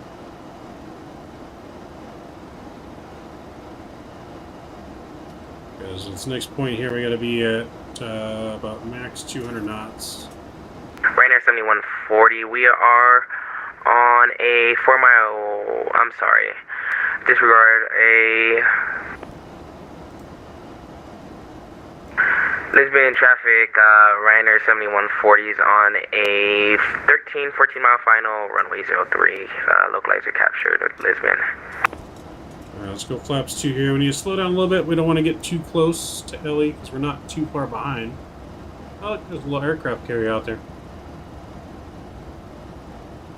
Yep, because there he is right there coming into the airport. So we're not too far behind. We're making good separation here. So we got flaps 2. I'm going to go ahead and arm the localizer here. So we're going 4,000 feet is where we'll capture the glide slope. Let's go ahead and arm our spoilers here. There we go.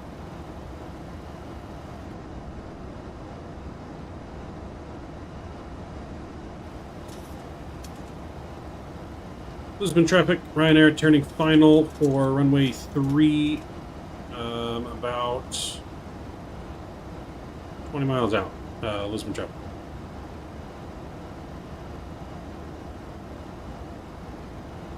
Yeah, we're 20 miles out from the runway. We're looking good here. We'll stay here at the speed of flaps 2 for right now.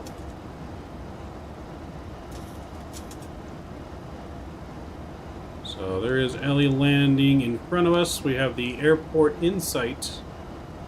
Look at that nice bridge. It's a nice bridge right there. Kind of somewhat looks like the Golden Gate Bridge a little bit. Not quite, but same kind of color and structure. Ooh. Some kind of little like stadium thing there. A little nice bridge.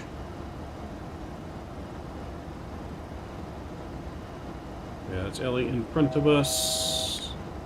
Let's go and switch over our altimeter.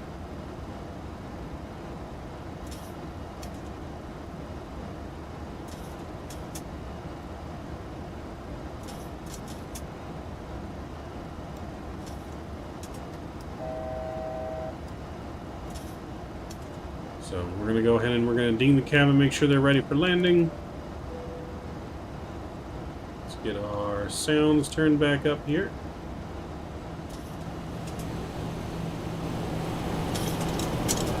There we go.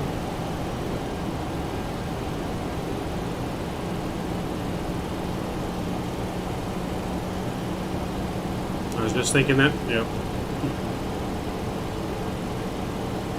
Alright, so then we're going to try and exit Hotel 4, Uniform 5. We don't want to go past that. Stop a little quicker than that, that's fine too, but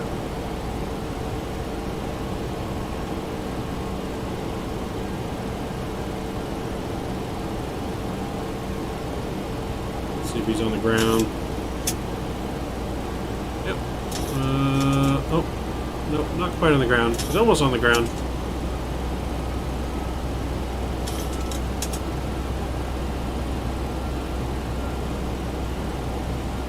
Alright, we're gonna go flex 5 here.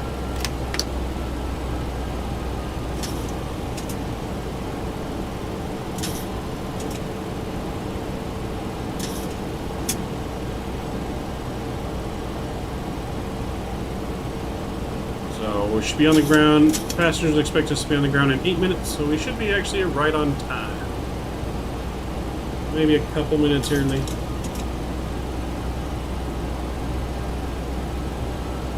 Let's arm the approach here.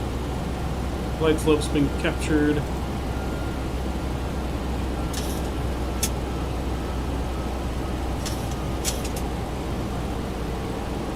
Alright, let's get our landing rate in here. Land flaps 30, 147. We're going to bring our speed down to 160. We're going to go flaps 10.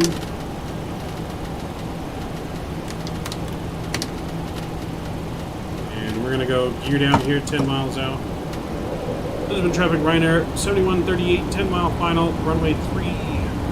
Lisbon traffic. Gears down, 3 greens. We'll go flaps 15 here.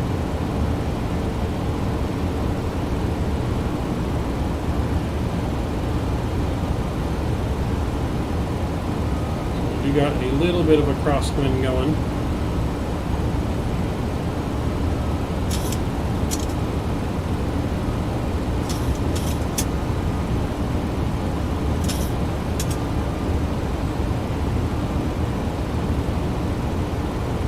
Once we're 5 miles out, we'll get fully configured. 25. Looks like Ellie's touching down now, so we should be good. Be off the runway by the time we get there.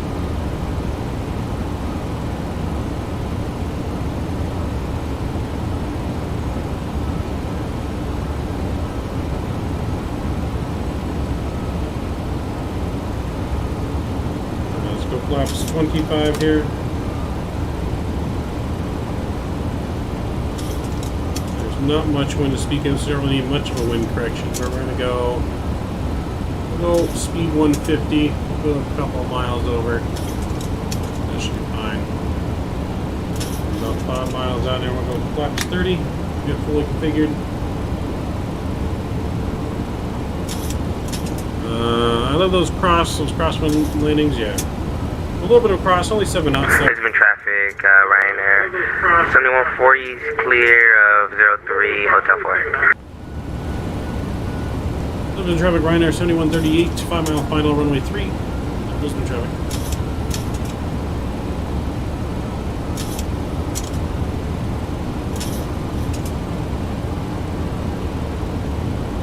Alright, the runway kind of disappeared on us a little bit. We gotta love that active sky weather.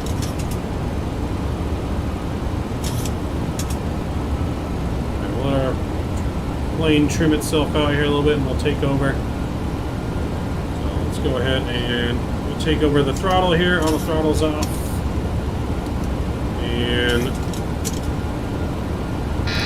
autopilot's off my aircraft. Switch over to joystick cam. See you guys on the ground. 1,000.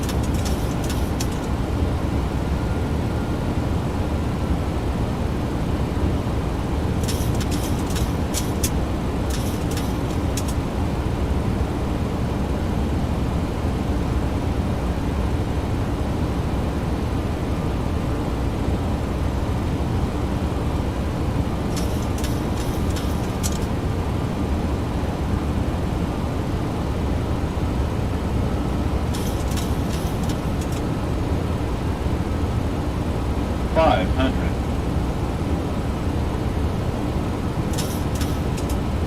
400.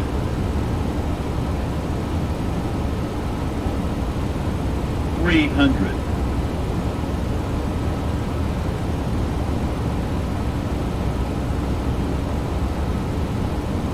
200.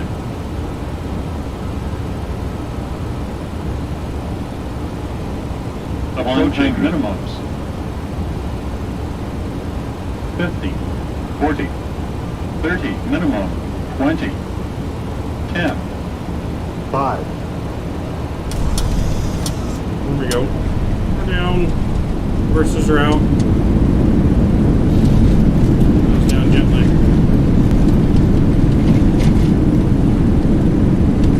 Auto brake off. 80 knots. 80 knots. Still on the reversers.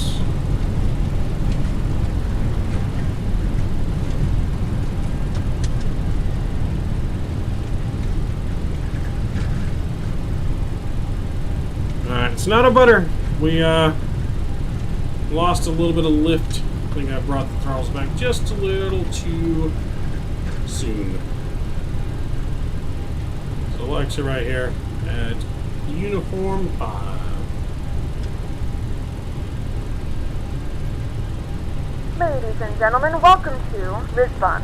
The local time is Alright, we'll get our 12:19 spoilers in. Flaps are coming and in. it's currently about 7 degrees Celsius. You can now use your mobile devices. Please remain seated until the aircraft has come Lisbon to a traffic, complete stop and the seatbelt Ryanair sign is turned 7138, off. clear Remember to runway use caution at when opening uniform the overhead bins, as items may have shifted during Lisbon the flight. traffic. If this is your final destination, we thank you for flying with us. If you're making a connection, we encourage you to check your Alright, we're here. itinerary Let's get to auto ensure a brake to smooth the off continuation of position. your journey. Stab out of trim. Yeah, our trim kind of got out of trim a little bit, and we kind of lost the flare a little bit. What gate are you so I don't steal it? I don't know. I don't have a specific gate number, just Terminal 1. But it is Ryanair. It was a perfect Ryanair landing. We did Ryanair perfection. Ryanair perfection is what we did. Alright, landing lights are off here. Runways, turn-offs. Actually, we're going to leave the turn-offs off for on. Alright, so flaps are in, flaps are clean, auto brake is off. Landing lights are good. Let's get the APU spooling up. 1, 2, and 3. Yeah, so whatever gate you want to park at, Ellie, I'll just park next to you. I don't have anything specific besides Terminal 1. The flight radar, flight aware didn't give me a specific gate number. So we're going to make a left here, Alpha 5.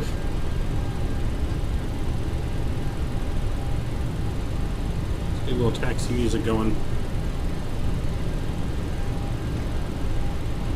And our stab trim, though, was way off. Look at that. Stab trim was way back there. So that's the other thing that didn't help. Because our stab was way out of trim. So out of trim that it's not even letting me correct it. Stab trim is broken. So blame it on maintenance. Ryanair maintenance didn't fix our stab trim. Mike, call the maintenance crew, have them ready at the ramp. Fix the stab.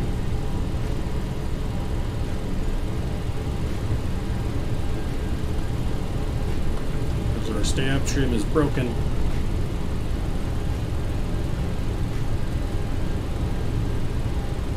So, but we got some pretty good freeware scenery here for Lisbon, as you can kind of see as we're going along here. Some pretty good freeware scenery.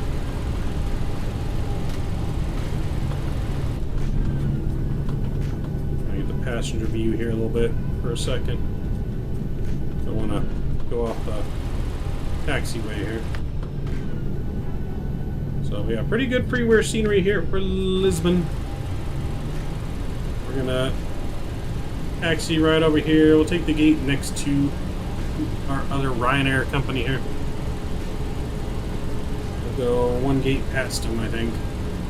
Or we want to go one gate before, maybe. We'll go one gate before him. Get our APU going here. APU gens on. APU bleed. Engine bleeds. Looking good there. We're going to take this next one here, which is gate. Is that 125? It looks like. So we'll take this gate next to him.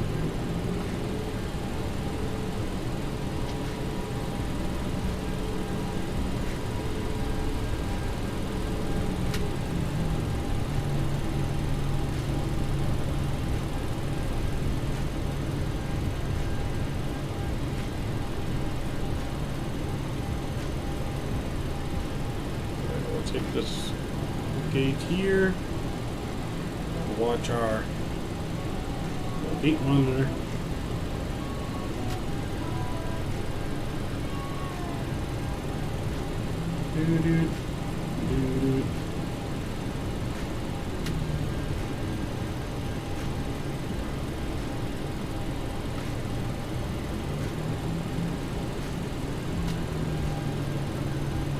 And stop right there. Parking brake is set. Let's get engines 1, 2 off. Seatbelt signs are off. Beacon lights off. Taxi lights, everything off. You hear the jetway coming. Isolation valves open, those are off. Electric hydraulics are off. Probe heat's coming off. Yaw damper is off. Fuel pumps are off, but the one for the APU. Alright, welcome to Lisbon, everyone. Welcome. Welcome, welcome. Kind of a weird jetway thing they got going on there. See how we do on the parking. Check out the parking.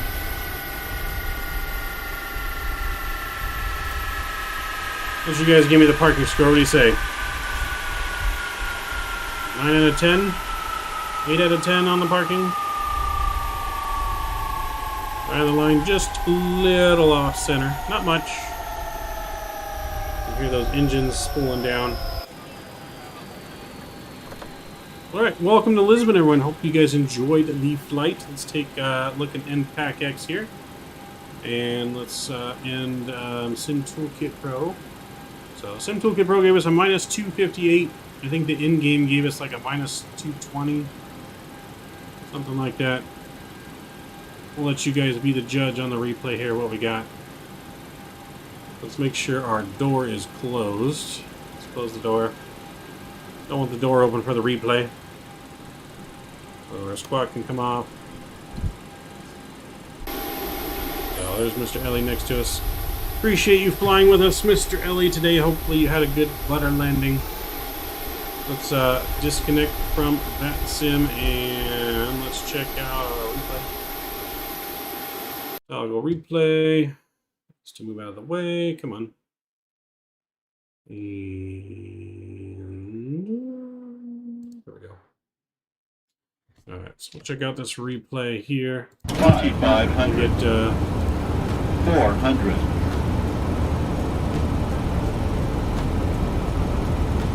300. So let's go to runway view here. There we go. Turn sounds down just a little bit so we don't go down.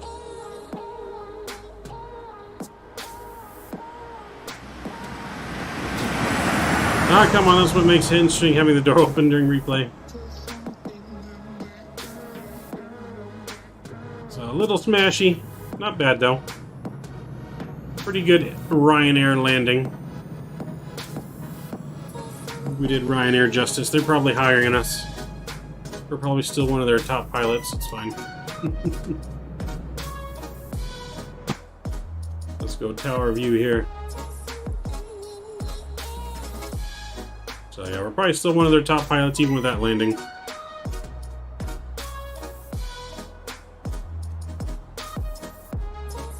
The next replay, where was your trim at when you landed? I think the trim was all the way up. Possibly, or broken. That's why we lost lift. Like the plane wouldn't flare anymore, which is why we went down. So I think I just also cut the engines just a little too early on the engines.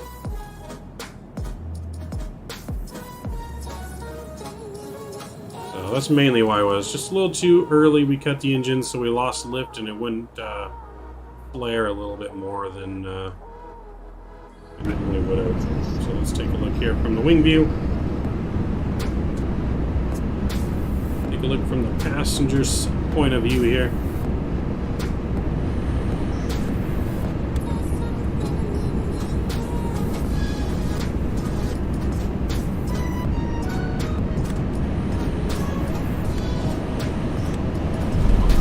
So still not bad.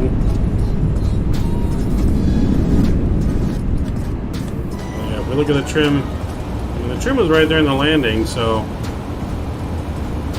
2,500. really not sure what happened to the trim there.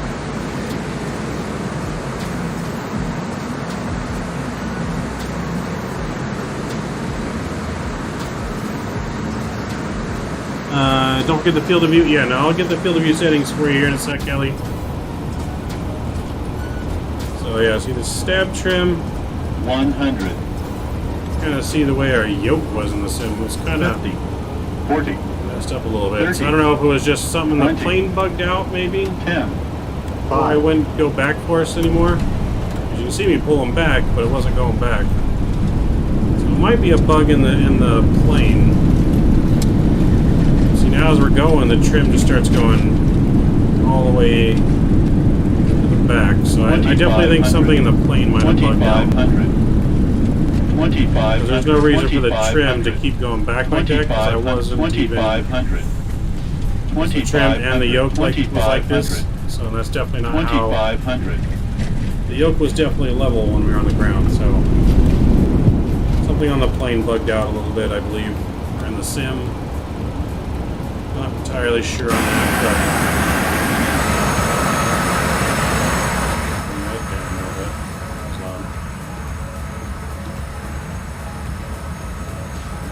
Overall, good, successful flight tonight. I'm going to go over the settings here after this replay real quick. I'll go on the settings and look for you real quick, Ellie. And then we'll do a couple more replays before we call it a night. So next stream again is on... Bring up the flight deck too. Next stream again is on Thursday. So Thursday we should have our Boeiing yoke and do a giveaway on Thursday.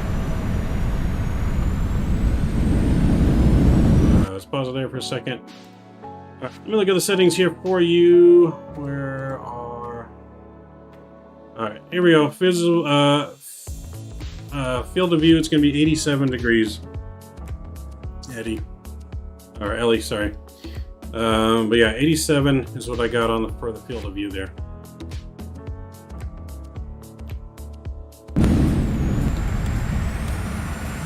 So we'll do a couple more here.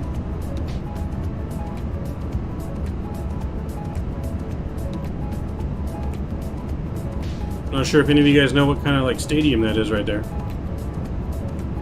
I'm guessing probably a soccer stadium. No problem, Ellie. Anytime.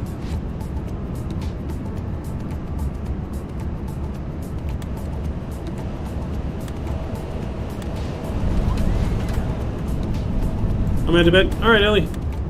Have a good, wonderful rest of the night, and we will see you hopefully on Thursday for the next stream. Hopefully we'll see you then.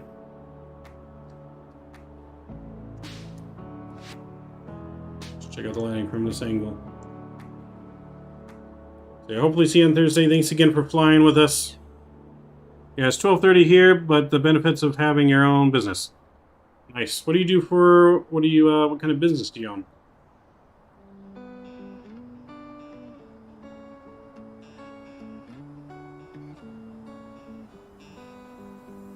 So the approach, we look nice. We just didn't flare enough, and like I said, we just cut the engines. We cut the engines a little early, but also, like I said, I think something bugged out in the plane. As you saw, the yoke was all messed up. And I noticed that on the way in, that the yoke was kind of sideways before I took over. And then the trim was just kind of bugging out. So, I'm not sure what that was about. But not bad. Full taker. Like I said, it is Ryanair. So, not bad though for Ryanair. I just opened a mechanic shop. Nice! That's pretty cool. I'm in the plumbing industry. I sell plumbing material. And manage a warehouse that sells plumbing material. Yeah, it's really not that bad of a flight, or landing. It's pretty realistic. The nose came down softly too, so... not bad at all.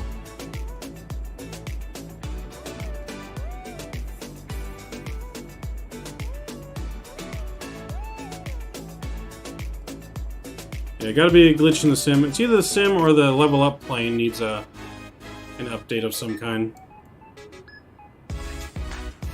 So, alright, we'll check out 2 more replays here, and then we'll call it a night. So yeah, a couple more. It's got to be some kind of glitch, but still good landing even with the glitch. We'll take it. It's Ryanair. No biggie. I'm on Facebook. Check it out. Quality Automotive. All right, yeah, I'll take a look. Oh.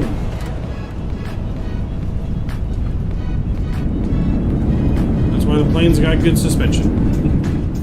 Alright, we'll back it up a little bit. We'll go with the GoPro view in here for the final replay. Again, I'd like to thank everyone that came out tonight. Mr. Mike, thanks for jumping in, flying with us tonight. Thanks again for that donation towards the stream channel, sir. Much appreciated. Very kind of you, sir. And then everyone else that joined. Ellie that flew along with us.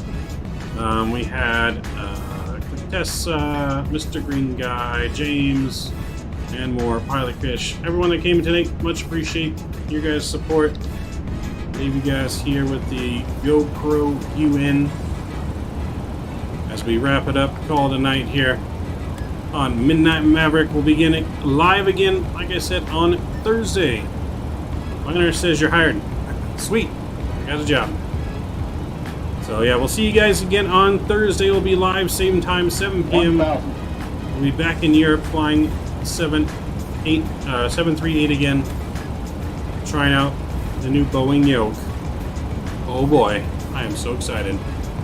Cannot wait. Yes, sir. Thank you for what you do. I appreciate it. I very much appreciate your support and everyone's support. None of this is possible without you guys, so we do appreciate it, and I appreciate you guys helping us grow the community. So we'll see you guys on Thursday. Have a good rest of the night. Have a good Wednesday tomorrow. And see you Thursday. Never Mike out. 400.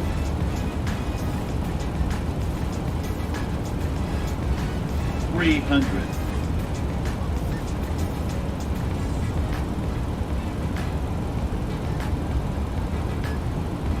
200.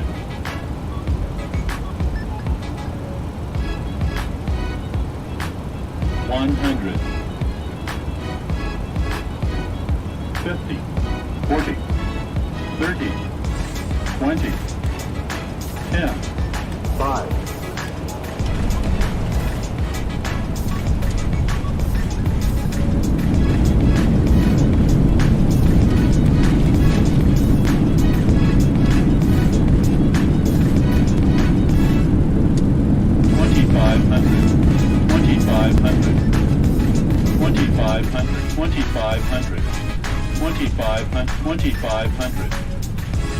2500.